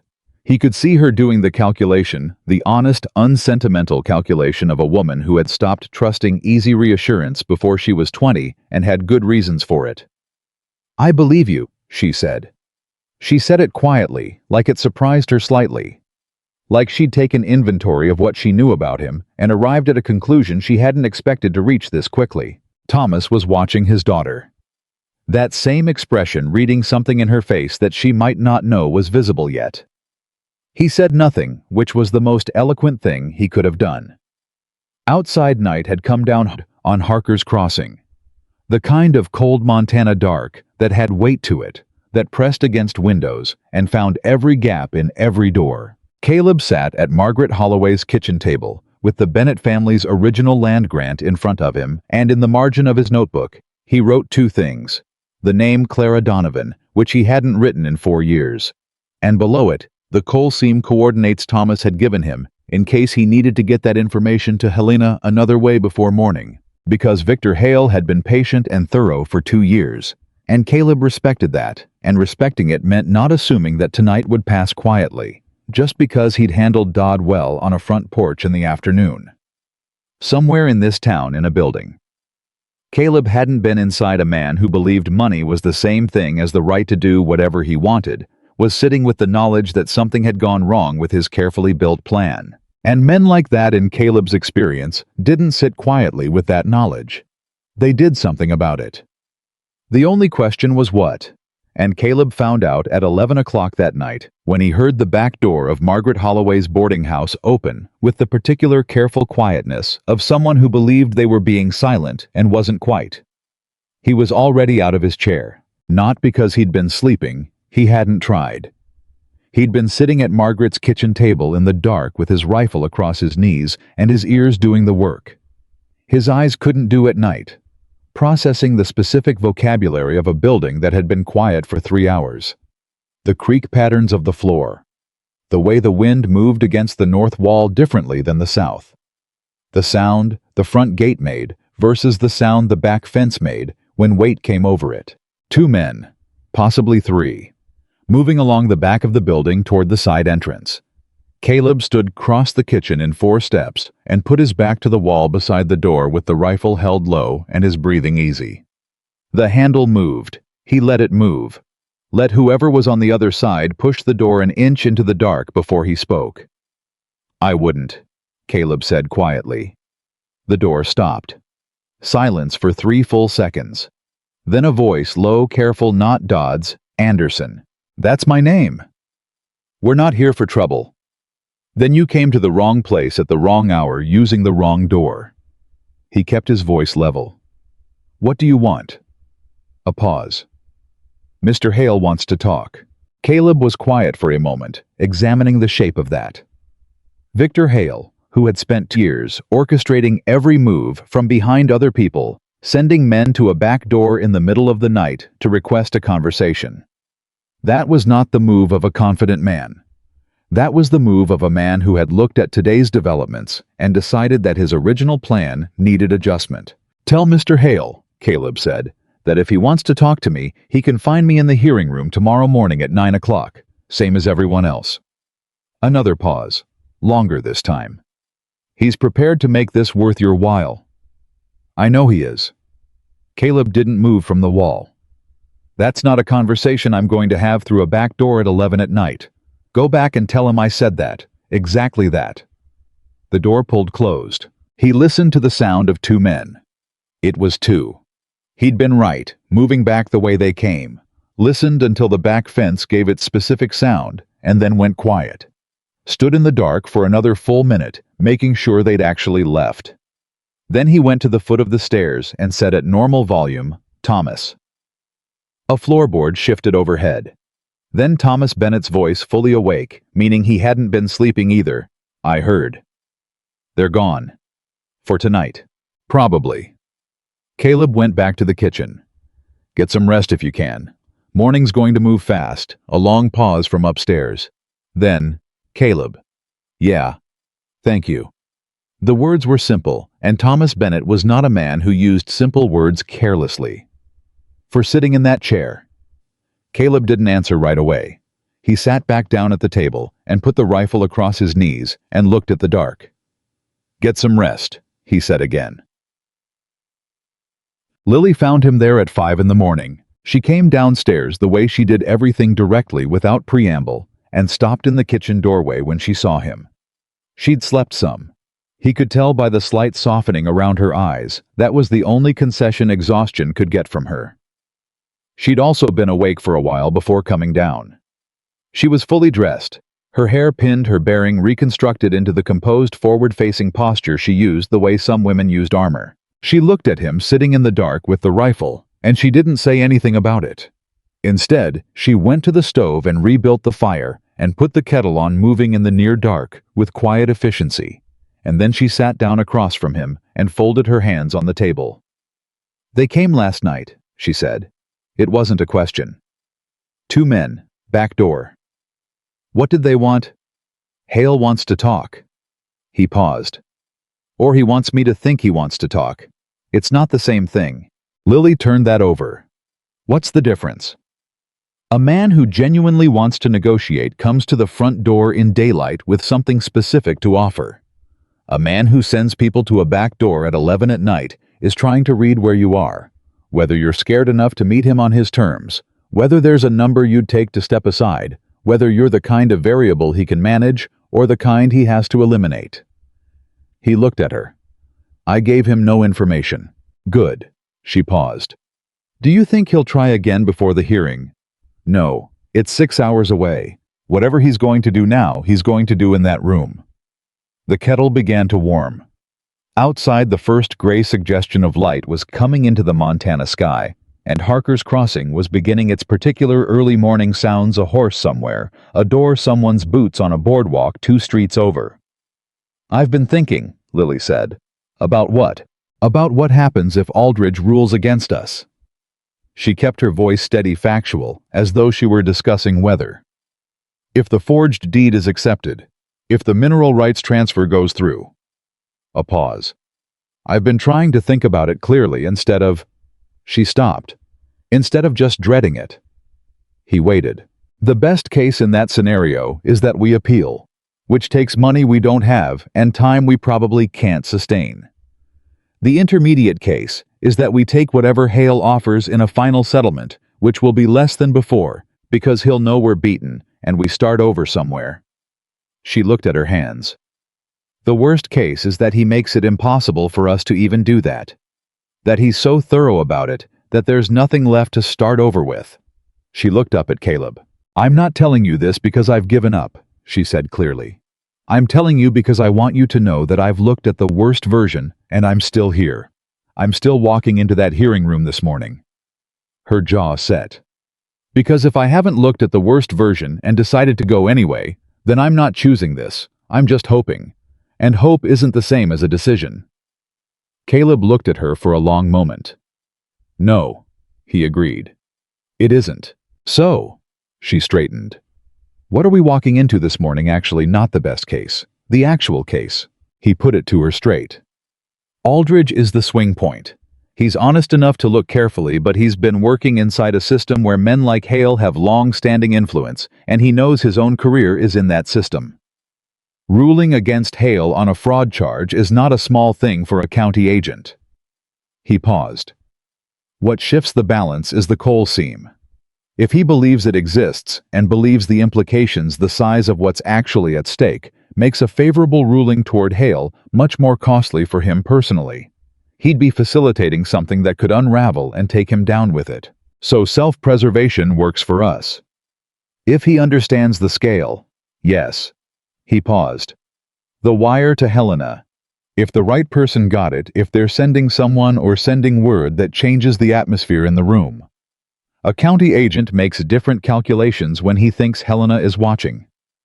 And if the wire didn't reach the right person, then we rely on what we can prove in that room. He was quiet for a moment. Which is considerable, Lily. Your father's documentation is genuinely strong. The signature disparity is real and visible. The mineral rights clause in a supposedly standard bill of sale is unusual enough to raise flags for any careful reader. He held her gaze. We're not walking in empty. She absorbed that. There's one more thing, she said. He waited. Garrett Purcell. The name landed the same way it had the first time she said it, flat specific, with something underneath the flatness that was not quite controlled. He'll be there, in that room. Caleb was still. He works directly for Hale, she said. He'll be somewhere in that room. Maybe not called as a witness. Hale's lawyers are too smart for that. He'd be easy to discredit. But he'll be there. A pause. I need you to know that, and I need you to know that I can handle it. Can you? She looked at him with an expression that was complicated enough that it took a moment to read. Not offense at the question, not defensive at all. Just the honest face of someone examining a thing they weren't entirely sure of and choosing to say so. I think so, she said. As long as I know he's there before I walk in. Now you know. She nodded once. Good, Caleb said. He stood. Wake your father. We eat before we go. Margaret fed them without being asked, the way she seemed to do everything preemptively efficiently, with the calm of a woman who had decided long ago that most of the world's problems were made worse by people not eating regularly, and had acted on that conclusion ever since. Thomas came downstairs, looking like a man who had slept a little and decided that whatever he'd gotten was going to have to be enough. He sat down, ate, and said very little, which was how Caleb had come to understand Thomas processed things he was afraid of. At 8:15, Caleb pushed back from the table. Before we go. He looked at both of them. I want to say something, and then I don't want to talk about it again, because we'll need to be focused on other things. Both of them looked at him. Whatever happens in that room today, Caleb said. The two of you did not fold. For 2 years against a man with every material advantage, you did not fold. You found documentation, you protected it, you showed up. He paused. I want that on the record before we walk in, because in the middle of what's coming, it's easy to lose track of what's true. He looked at Thomas. You are not a desperate old man who didn't understand what he signed. You are a man who never signed anything, who has 40 years of documentation to prove it, and who has been fighting a fraud case without any of the resources you should have had. He looked at Lily. And you are not a victim who crawled to the nearest available help. You are the person who held that family together for 2 years and made the decision under conditions that would have broken most people to find a way to fight on different terms. The kitchen was quiet. Thomas looked at the table, swallowed once, looked up. Lily was watching Caleb with an expression he couldn't entirely read, which was unusual because he'd gotten fairly good at reading her in the past 48 hours. Something in it was still. Now, Caleb said, let's go. The hearing room was the back room of the county land office, a rectangular space with a table at the front where Aldridge sat, rows of chairs for observers, and the particular smell of a room that handled official business paper and dust, and the faint sourness of accumulated anxiety. It was already half full when they arrived. That surprised him. He hadn't expected an audience of any size for what Hale's people had presumably presented as a routine title hearing. But word traveled in small towns, the way weather traveled ahead of itself faster than you expected, and enough people in Harker's Crossing apparently knew enough about what was actually at stake to want to see it in person. Margaret was there, her boy beside her. 3 ranchers. Caleb didn't recognize, but Thomas clearly did, based on the nods exchanged. 2 women in the 3rd row. A young man with a notebook, who had the look of someone who wrote things down professionally. A reporter. From where Caleb didn't know. But a reporter was light.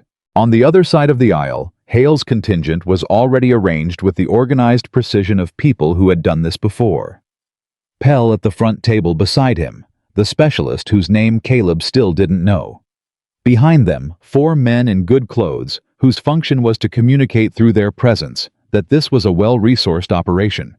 And in the back row to the left, Garrett Purcell, how was younger than Caleb had expected, broad across the shoulders. A face that had been handsome once, and had developed something wrong in the expression that made the handsomeness feel like a threat. He sat with his arms crossed and watched the Bennetts come in with the specific attention of a man cataloging something. Lily saw him the moment they cleared the door. Caleb felt it in the way her stride adjusted, not braking, not slowing. Just the smallest shift in weight distribution that was the physical equivalent of bracing.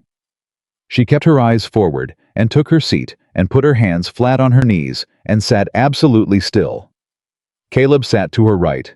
He didn't look at Purcell again. He filed the location and moved on. Aldridge came in at 9 exactly, which told Caleb something. The man ran on his own schedule, not the schedule of whoever was in the room. He set his papers on the table, looked at the room over his glasses and said, "This hearing is called to order.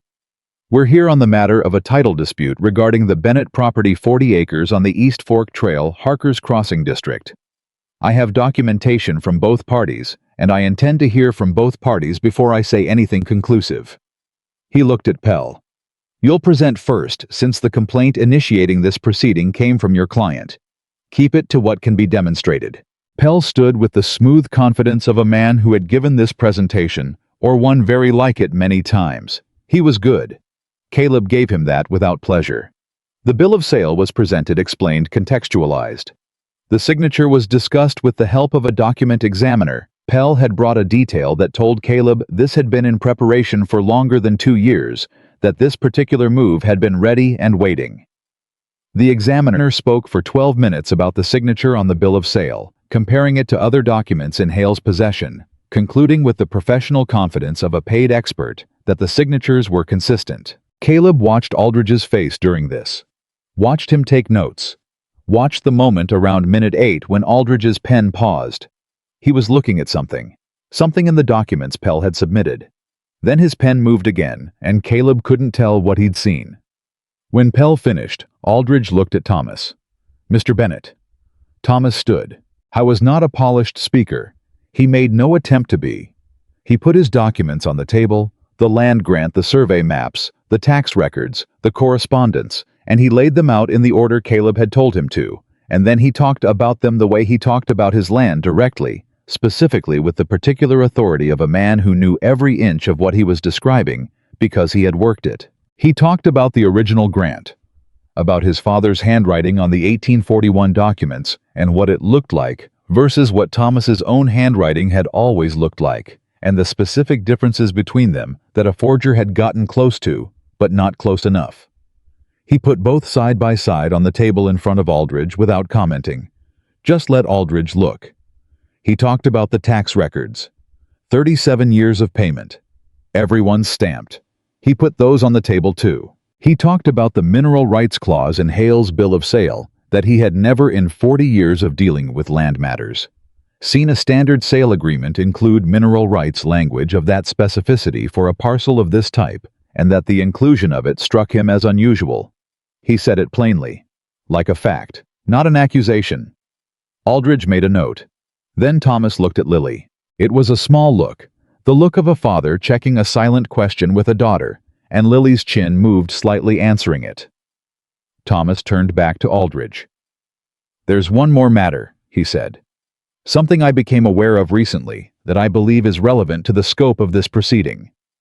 Pell stirred. "Objection. This isn't a courtroom, Mr. Pell." Aldridge's voice was even. "You don't have objections here. You have the opportunity to respond when he's finished." He looked at Thomas. "Go ahead." Thomas told him about the coal seam. The room changed. It was subtle, not gasps, nothing theatrical, but the quality of attention shifted the way a room shifted when something significant entered it. Caleb heard the reporter's pencil start moving faster. He heard the rustling of the ranchers in the middle rows. He watched Pell's face do something controlled and careful. That was the professional version of alarm. He watched Aldridge's face do something else entirely. It was the face of a man for whom a piece that hadn't fit had just found its place. The recess came 40 minutes in. Aldridge called it himself without explanation and went into the side office and closed the door, and the room immediately subdivided into its constituent tensions. Pell was on his feet and moving before the door closed. He went to his client's section, and there was a fast, quiet conversation that Caleb couldn't hear, but could read in posture, Pell leaning in, controlled but urgent. The specialist adding something. The four men in good clothes developing the stillness of people who've been told to look unconcerned. In the back row, Garrett Purcell had uncrossed his arms. He was watching Lily.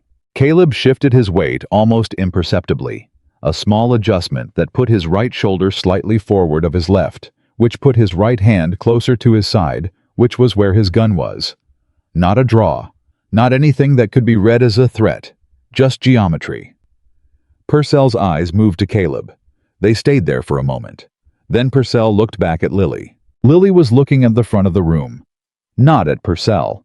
Her hands were flat on her knees, and she was breathing in the slow, deliberate pattern of someone who had chosen their focal point and was committed to it. Caleb leaned slightly toward her. "You're doing well." "I know," she said. Then, "Is he still looking at me?" He moved off. A slight release of tension in her shoulders, almost invisible. "Good. When the recess ends," Caleb said quietly, "Aldridge is going to ask about the coal seam, specifically the boundary question, whether the seam crosses your property line. That's the thing he went to think about. We can't prove the boundary without a survey. No. But you can tell him exactly where your boundary markers are per the original survey of 1841, and you can tell him where on the creek you first observed the seam, and you can let him do the math." He paused. "If the math puts the seam inside your boundary, that's enough to make this a different kind of proceeding than what Pell wants it to be." Lily absorbed that. "And if the math is ambiguous, then he'll call for a survey before ruling, which is a delay, which is survivable." He looked at her. "A delay is not a loss." She nodded once. The forward-facing composure was fully back in place. Whatever the sight of Purcell had cost her, she'd already paid it and moved on. Thomas leaned forward from her other side. His voice was barely audible. "Caleb, the door." The side office door had opened, not Aldridge coming out, but someone going in. A man Caleb hadn't seen in the room before, come in through the building's back entrance, handing something to Aldridge's assistant. A paper. Caleb watched the assistant take it into the side office. A response wire from Helena. It had to be. The recess lasted 18 minutes. When Aldridge came back out, his face had changed. Not dramatically. The professional neutrality was still there, still working, but something underneath it had settled. The look of a man who had received a piece of information that had clarified rather than complicated. He sat down. He did not look at Pell. He looked at his papers. "I have a question for both parties before we continue," Aldridge said.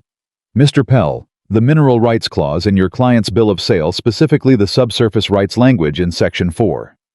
Was that clause standard in your client's legal template, or was it inserted specifically for this transaction?"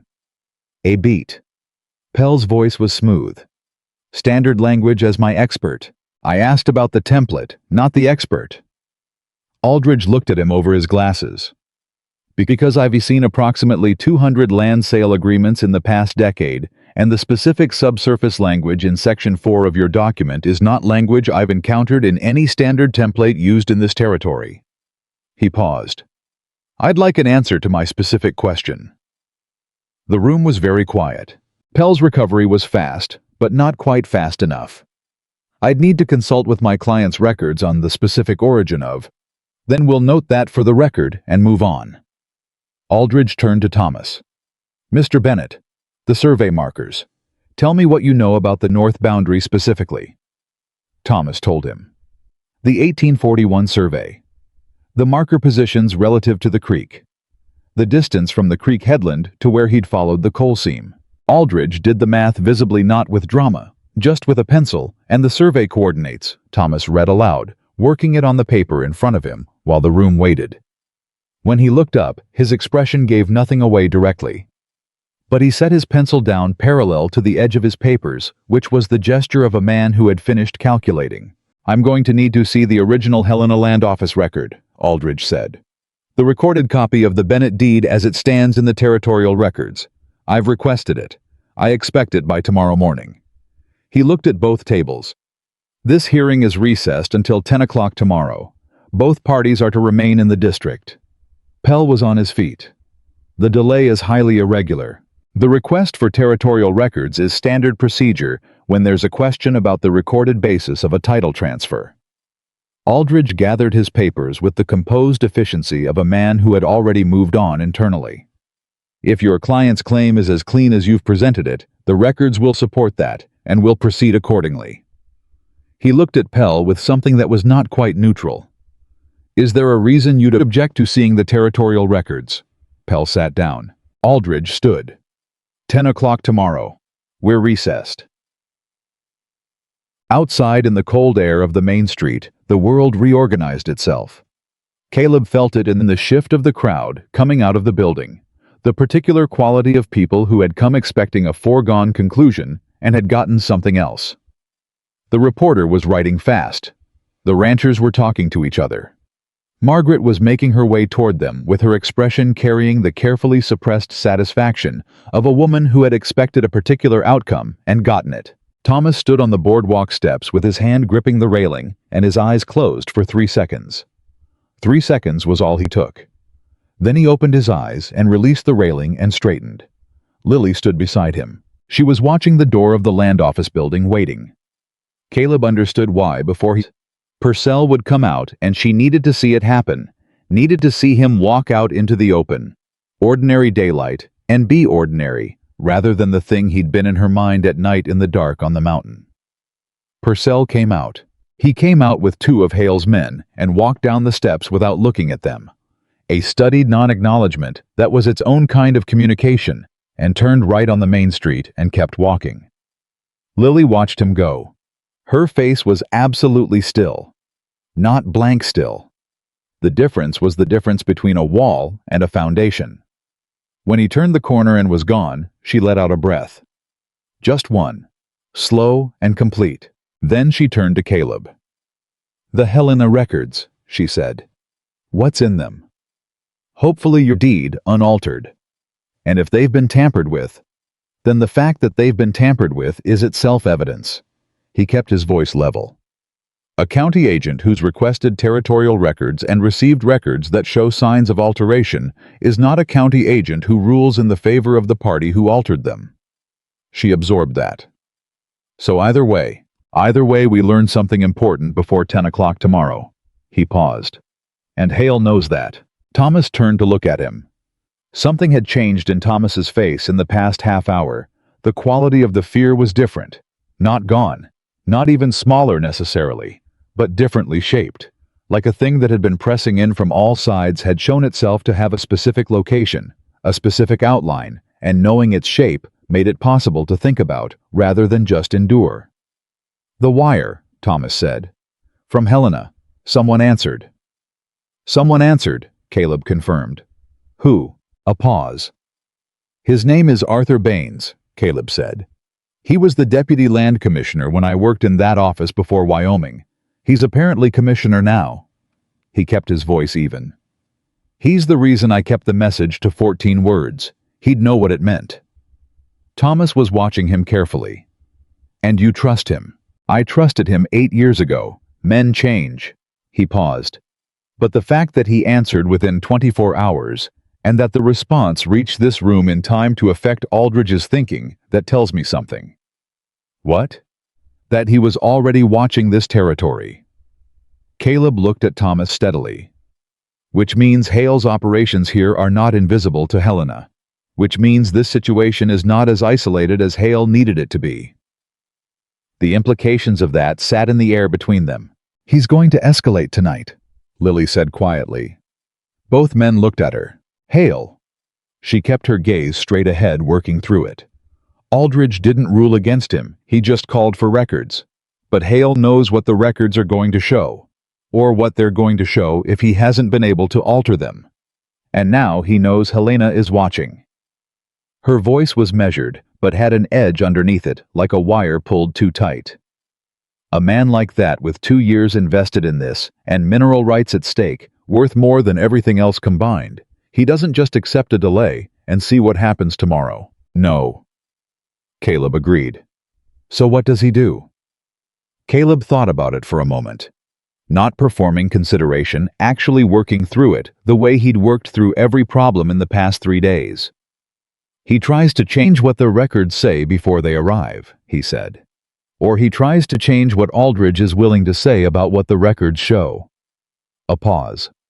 Or he tries to remove the complicating variable. Thomas looked at him sharply. You, or your daughter, Caleb said. She's the one who identified the seam in the hearing room. She's the one who put the coal into the record. He looked at Lily. If she recants, if she says she was mistaken or coerced or confused, it changes the hearing significantly. Lily looked at him with an expression that was the complete opposite of wavering. Then he's going to be disappointed. I know.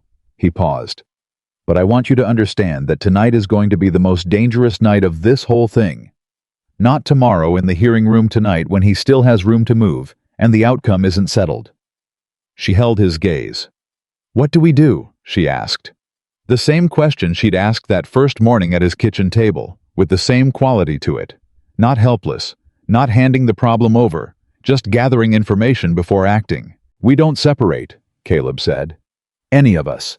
Tonight the 3 of us stay in the same building in rooms that can be monitored with Margaret aware and her boy ready to move if he needs to. He looked between them. And we stay close to what we know, your documentation, your testimony, and the fact that Helena now has this situation in its attention. Thomas put a hand on Lily's shoulder. Brief, solid. All right, Lily said. But before they could move, Margaret appeared at the edge of the boardwalk with the precise urgency of a woman who did not traffic in false alarms. You need to come, she said quietly. Now. What is it? Caleb asked. There's a man at my house. He came in the last hour while you were at the hearing. She looked at Caleb with an expression that was difficult to read and became readable when she added, He says he rode from Helena. He says his name is Baines. The word landed in the cold air with the specific weight of a variable that had just resolved. Caleb looked at Thomas. Thomas looked at Lily. Lily looked at Caleb with something that had shifted from the controlled, forward-facing composure into something more honest, more present. The face of a woman who had been carrying something very heavy for a very long time and had just felt the first possibility that someone might actually be willing to share the weight. Not relying on it yet, not celebrating it, just feeling it as possible. Let's go, Caleb said. Arthur Baines was 60 years old and looked like he'd ridden hard to get here and looked like he didn't care about either of those things. He stood in Margaret Holloway's sitting room with a cup of coffee he hadn't touched and a leather satchel he hadn't set down. And when Caleb came through the door, he looked at him with the expression of a man reviewing a long history in a single glance. Anderson, he said. Commissioner. Caleb extended his hand. Baines took it. The handshake lasted a beat longer than a formal one. You look like a mountain man, Baines said. I've been living on one, I heard. He turned to Thomas and Lily and introduced himself with the directness of a man who had no time for indirection. I received your wire yesterday morning. I left Helena yesterday afternoon. He opened the satchel. I brought the territorial records for the Bennett claim with me. Original copies, not wire responses. because I wanted to see what was in them before anyone else in this proceeding did. He put a folder on the table. The Helena record of the Bennett deed, he said, is intact, unaltered. It shows Thomas Bennett as sole title holder, with no record of any transfer or sale. He paused. It also shows a notation I added to the file 6 months ago, when I began receiving information about irregular activity in this district. Caleb was very still. What kind of information? Baines looked at him. The kind that suggested Victor Hale was not operating a single-target land acquisition in Harker's Crossing, but a coordinated regional pattern across 4 districts. He paused. The Bennett property was one of 9 parcels I'd flagged for potential fraudulent transfer. He held Caleb's gaze. I was still building the case, still getting the documentation in order. A pause. Your wire told me I was running out of time. The room was quiet in a way that had weight to it. Lily looked at Baines, then at the folder on the table, then at Caleb. 9 parcels, she said quietly. 9, Baines confirmed. The Bennetts are the first who've had someone with specific pattern knowledge to put the pieces together publicly. He looked at Caleb. I don't think that's an accident. Caleb didn't respond to that directly. He looked at the folder. This changes tomorrow's hearing considerably. It changes it completely, Baines said. A title dispute between 2 private parties is one proceeding. A title dispute that is part of a documented pattern of coordinated land fraud across 4 districts is a territorial matter. He put his coffee cup down for the first time. I'll be in that hearing room tomorrow, not as an observer. Thomas Bennett, who had been standing at the edge of this conversation, with the stillness of a man taking in something too large to process, quickly finally moved. He sat down. Not from weakness, from the particular physical response of a man whose body has been under sustained tension for so long that the first real possibility of release registers as something close to exhaustion. He put both hands flat on the table and looked at them. 9 families, he said quietly. Yes, all this time. Yes. Thomas was quiet for a moment. Then he looked up at Baines with the directness of a man who had earned the right to a direct answer. Will they get their land back? The others. Baines met his eyes. That's what I intend to find out. He paused. Starting tomorrow. Lily stood behind her father with her hands on his shoulders.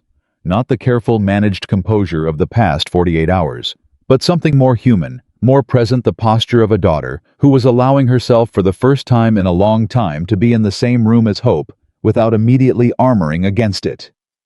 She looked at Caleb across the table. He looked back at her. Whatever was in that look lasted only a moment.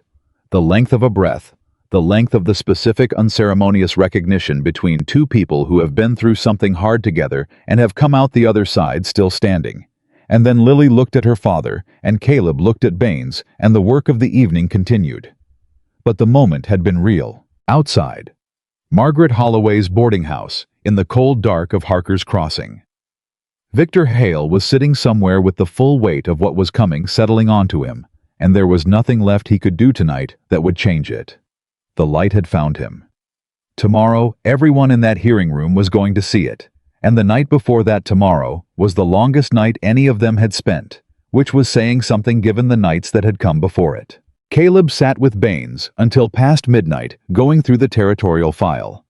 Not the Bennett file, specifically the full regional pattern Baines had been assembling. 9 parcels, 4 districts. A timeline that went back further than 2 years. Once you knew what you were looking at, closer to 5, if you counted the early acquisition moves Hale had made before he'd refined his method. The method was the thing. Once Caleb saw it laid out in full, he recognized it the way you recognized a face you'd seen before, in a different context. The same essential structure, the same sequence of pressure and isolation and document manipulation, the same mineral rights language embedded in sale agreements that were supposed to appear routine. Different territory, different names on the parcels, but the same architect. The specialist Pell brought in, Caleb said. The document examiner. His name is Horace Webb. Baines had the file open in front of him. He's appeared as an expert in 4 land proceedings in the past 3 years. All 4 ruled in favor of the acquiring party. All four involved subsurface mineral clauses. He paused. He is not technically doing anything illegal. He is doing something that will look very specific when all four cases are presented side by side. Who presents them? Baines looked at him. I do. That's why I rode from Helena instead of sending a wire. Caleb was quiet for a moment. You could have handled this differently, filed through official channels, taken more time to build the case. I could have. Baines closed the folder. I've been watching this territory for 8 months. I knew something was wrong. I didn't know the Bennett property was the active front until your wire. He paused.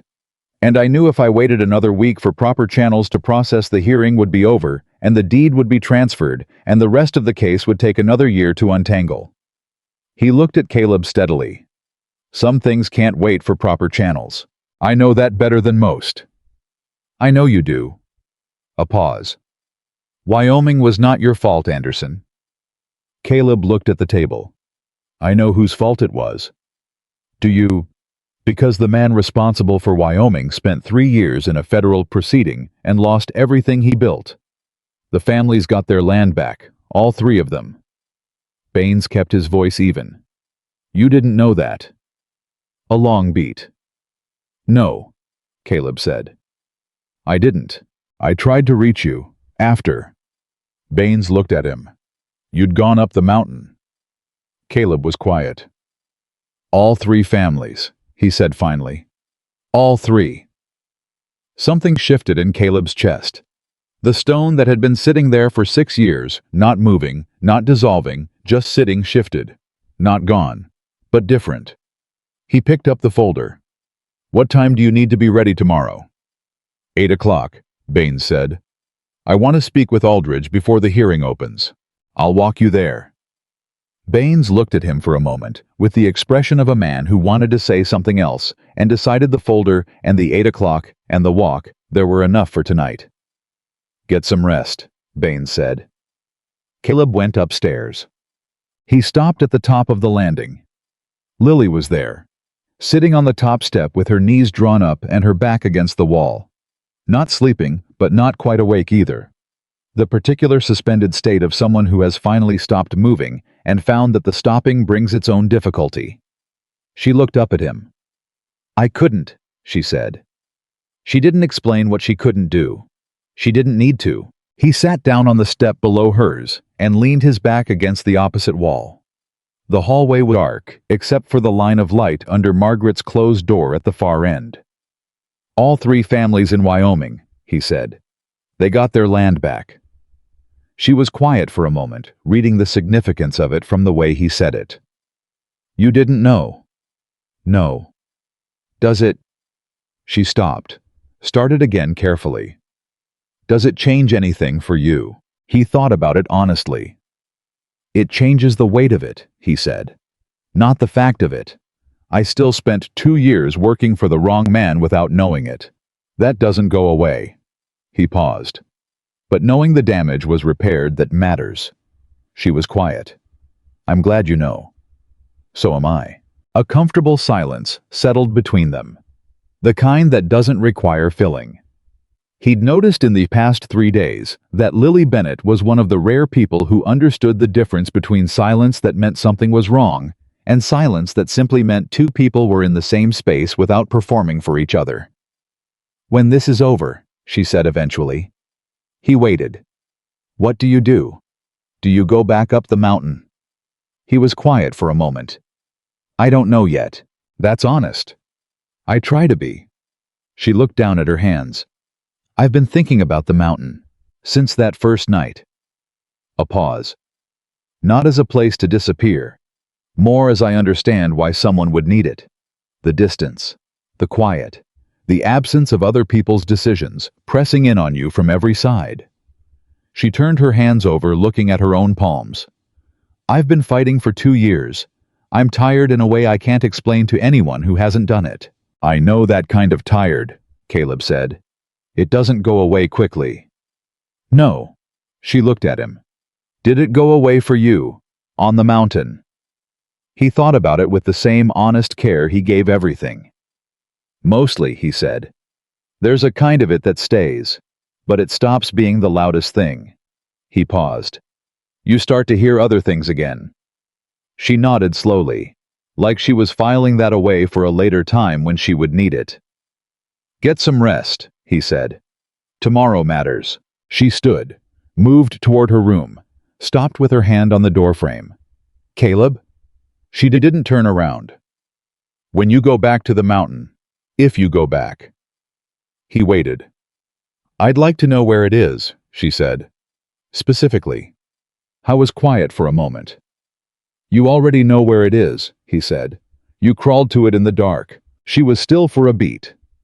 Then she went inside and closed the door quietly, and Caleb sat on the landing for a while longer before he went to his room, and for the first time in 3 nights, actually slept.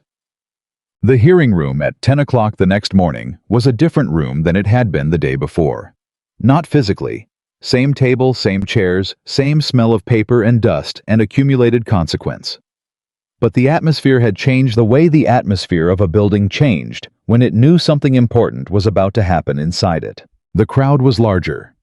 Word had moved overnight through Harker's Crossing, the way it moved in small towns through walls, through sleep, through the specific telegraph system of people who couldn't sleep and talk to their neighbors, and to Margaret Holloway's boy, who had apparently been busier than anyone had asked him to be. There were faces Caleb didn't recognize from the day before. 2 men in the back row who had the bearing of journalists, not just one. And standing along the right wall, a man in territorial marshal's clothing who had not been there yesterday. Hale's side of the room had changed too. The 4 well-dressed men were still there. Pell was at the table with his specialist and his composure, both working harder than they had been yesterday. But there was a new tension in the arrangement. Something had been communicated overnight about what was coming, and the knowledge of it was visible in the particular way Pell held his pen too still. Hale himself was not in the room. Caleb noted that. He had expected Hale to be there, the kind of man who watched his victories in person. The absence was information. Baines sat beside Aldridge at the front, which was itself a visible shift in the room's authority. He'd arrived at 8 as planned, spoken with Aldridge for 40 minutes, and the conversation had changed Aldridge's posture in a way that was legible even now. Thomas and Lily sat at the respondents' table. Lily was composed and forward-facing. Thomas had his papers organized in front of him, with the careful precision of a man who had spent the previous evening reviewing everything one more time, because that was what Thomas Bennett did with things that mattered. Caleb sat in the first row behind them. Not at the table, he had no formal standing, but present. He watched the door. Aldridge opened at 10 exactly. He went through the procedural language quickly, more quickly than the day before, with the economy of a man who has already done his significant thinking and is now executing. Then he said, "Before we resume the title dispute proceeding, I need to address a matter of broader jurisdiction that has arisen in connection with this case.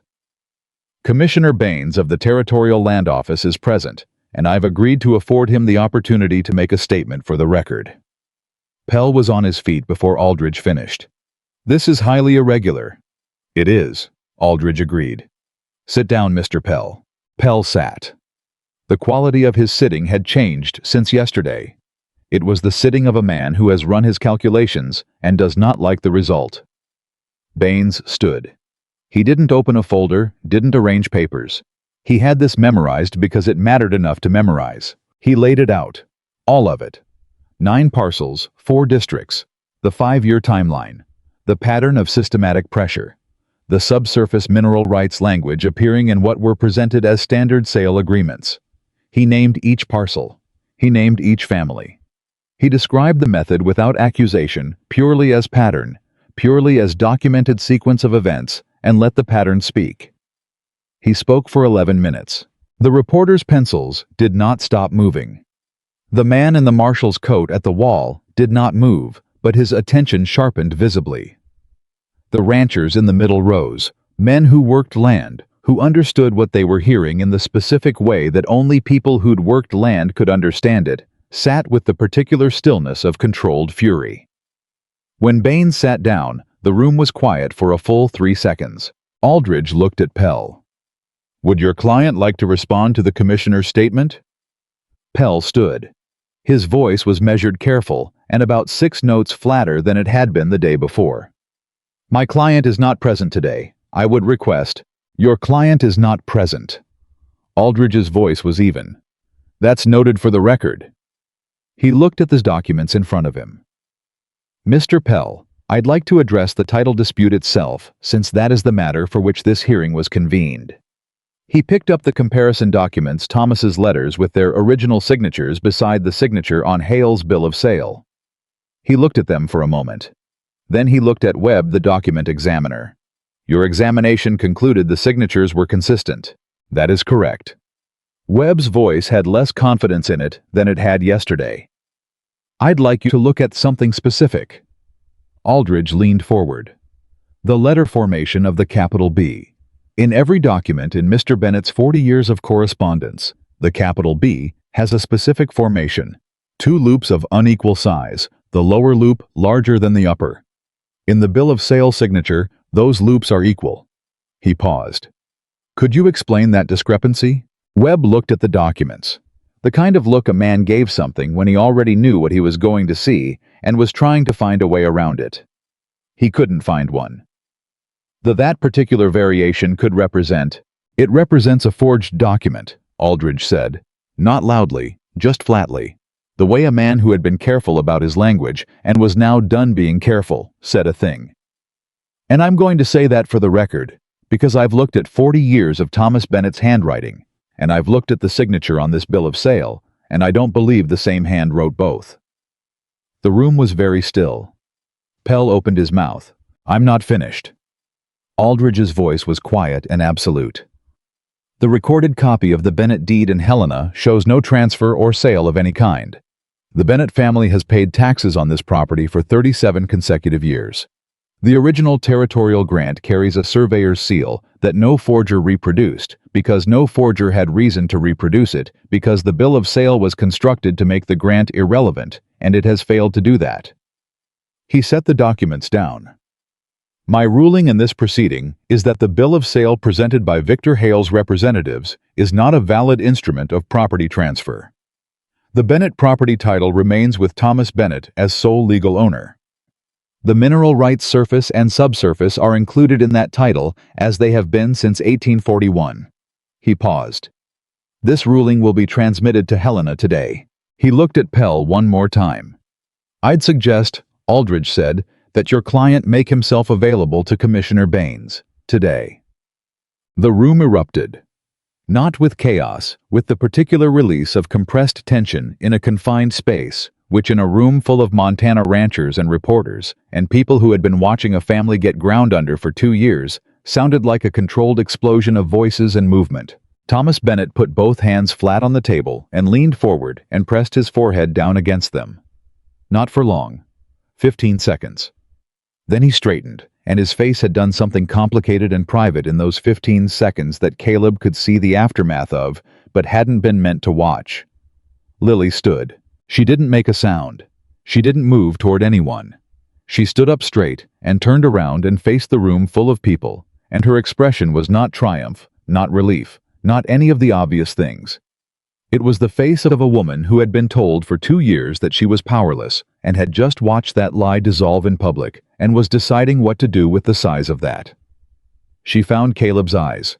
He was already looking at her. Something passed between them in that moment that neither of them named and didn't need to. Then Thomas was on his feet beside his daughter, and Margaret was coming through the crowd with her boy, and the ranchers were saying things to Thomas that required him to shake 4 different hands, and the reporter from Helena was asking Baines questions faster than Baines was willing to answer them. And through all of it, across the room, Caleb watched Pell move toward the door, not fleeing, moving too carefully for that, and saw him step outside. He followed. Pell was on the boardwalk when Caleb came out. His case packed his composure, reassembled into something that was functional, if not convincing. He heard Caleb's step and turned. For a moment, neither of them spoke. "You knew," Pell said finally. "The moment you walked into the land office yesterday, you knew what I was going to do." "I knew the pattern," Caleb said. "You were following it." Pell looked at him with something that was not quite respect and not quell resentment, but lived between them. "Who are you actually?" "Nobody important." He kept his voice even. "Someone who paid attention." Pell was quiet for a moment.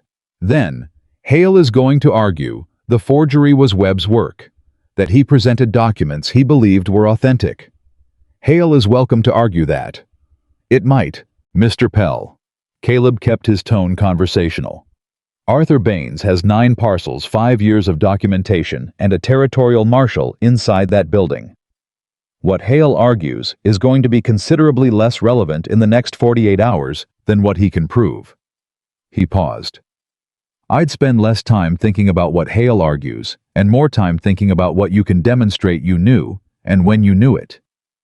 Pell held his gaze for a long moment. Then he turned and walked down the boardwalk with the controlled pace of a man whose understanding of his own situation had just changed significantly. Caleb watched him go. Then he went back inside. It took an hour from the room to clear, to the point where the Bennetts could move through it, because every person who'd been in that hearing wanted to say something to Thomas, and Thomas received them all with the patience of a man who understood that what had happened in that room mattered to people beyond himself and his daughter. Lily stood beside her father through it. At some point she found Caleb's position in the room and thereafter kept track of him, the way you kept track of something that mattered with the peripheral awareness that registered without requiring direct attention. When the last of the crowd finally thinned, Thomas turned to Baines. "The other families," Thomas said. "The other 8. Baines met his eyes. "I'm going back to Helena tonight. I'll begin the proceedings for the other districts within the week." He paused. "Some of those situations are more complicated than yours. Some of the transfers have been in place longer. But the pattern documentation changes what's possible." He looked at Thomas steadily. "I won't promise you they all get everything back, but I'll promise you it won't be ignored." Thomas extended his hand. Baines took it.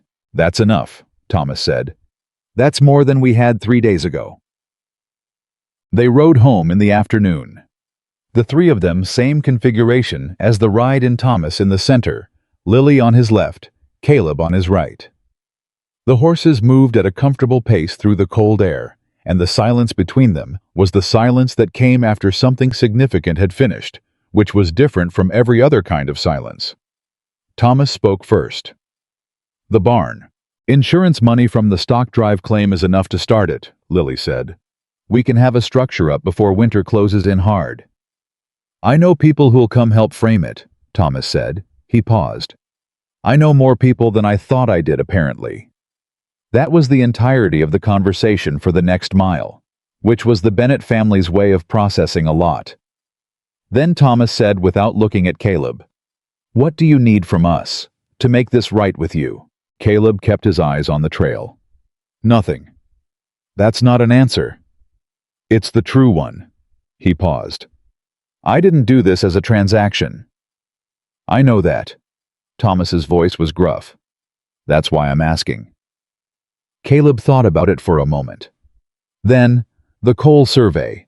When you have it done, I'd like to know what it shows." He paused. "For my own peace of mind." Thomas looked at him sidelong. "That's all?" "That's all." A pause.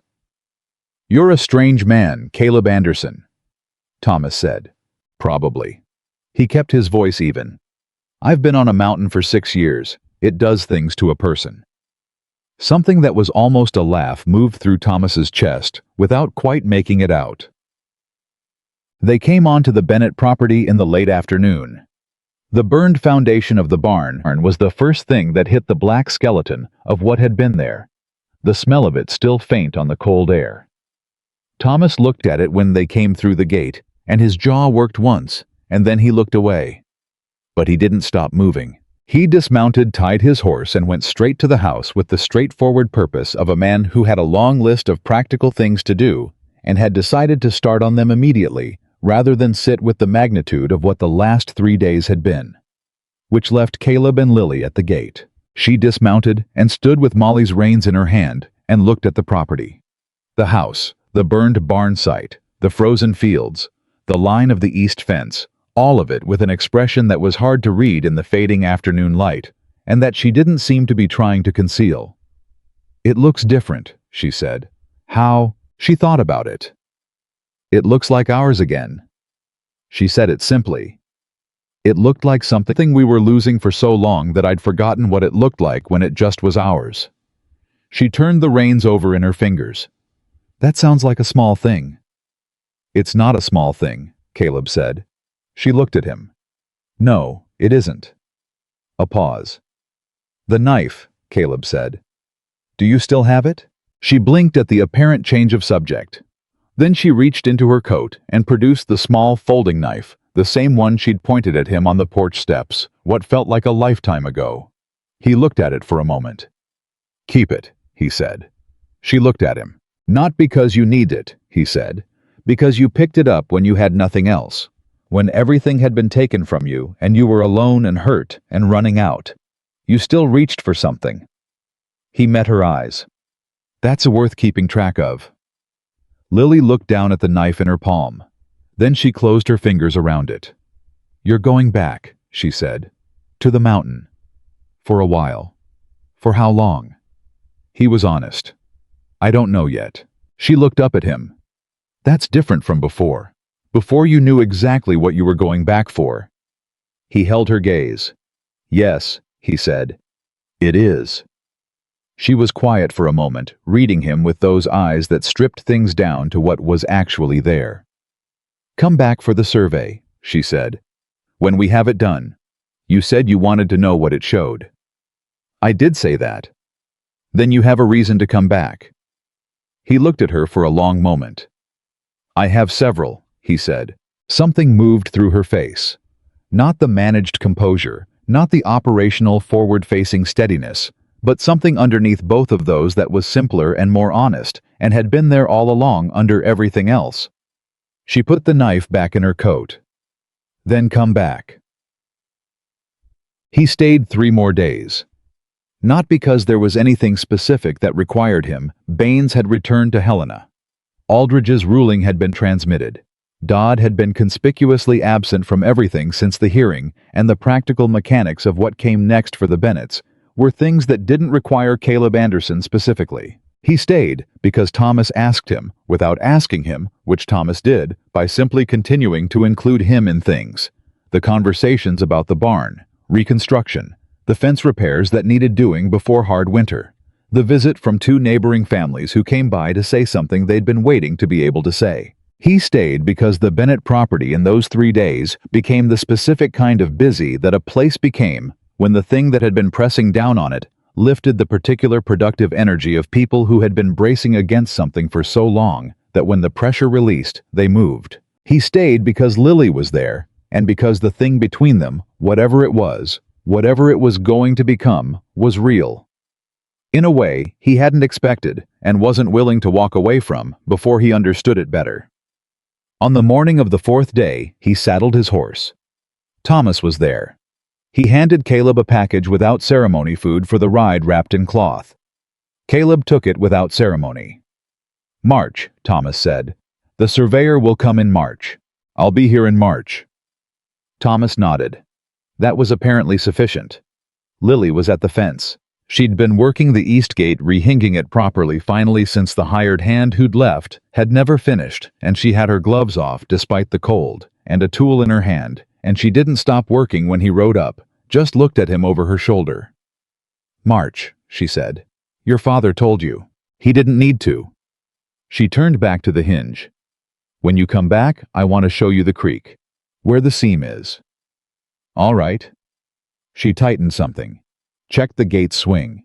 It moved clean and even, which was what she'd been after. She looked up at him. "You asked me who did this to me," she said. "That first night." He waited. "The true answer," she said, "is that I almost did it to myself.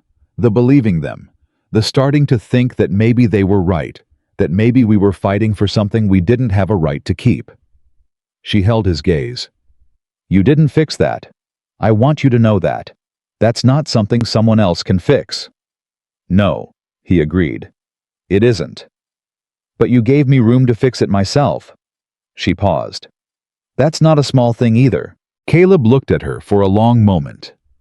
At the woman who had crawled 5 miles in the Montana dark with a knife in her hand and arrived at his door ready to die rather than stop fighting. Who had sat across a table from a county agent and named a coal seam that changed everything. Who had stood up in a room full of people and turned to face them with the expression of a woman deciding what to do with the size of her own survival. "No," he said. "It isn't." He turned his horse. Caleb. He looked back. She had the gate open and was watching him with that honest, direct, fully present attention that he'd been watching since the first night. "Come back whole," she said. "Not just in March. Come back whole." He looked at her for a count of 3. "I intend to," he said. He rode up the mountain, and for the first time in 6 years, the mountain felt different on the way up than it had on the way down. Not smaller, not easier, just less final. Less like an ending, and more like the space between things, which was what it had always actually been, and which he had simply needed the right reason to remember. Below him the Bennett property lay against the winterland. The house, the fence, the burned scar where the barn had been and where the barn would be again. The east gate newly rehinged, swinging clean. Lily went back to work. She had a property to run a coal seam to survey 8 other families whose situations Baines was now examining because of what had happened here, and a father who was already drawing plans for the barn frame on the back of an old envelope. She had work to do, and she had for the first time in 2 years a future to do it in. That was what Victor Hale had tried to take from her. Not the land, not the mineral rights, not the 40 years of her family's labor preserved in a locked box under the floorboards. Those were the mechanisms of the taking.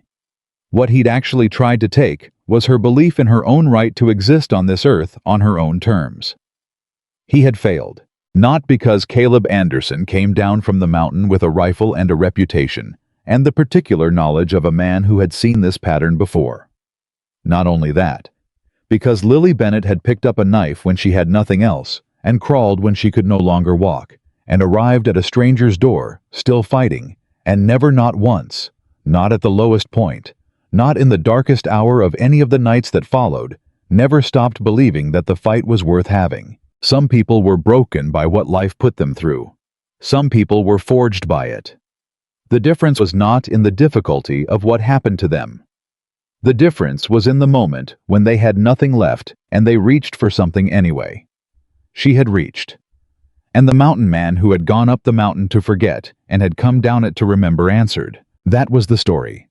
The frontier told for years after, in the way that true stories traveled, not as legend, not with embellishment, just as the plain account of a woman and a man and a piece of land, and what it cost to hold on to what was rightfully theirs, and what it was worth.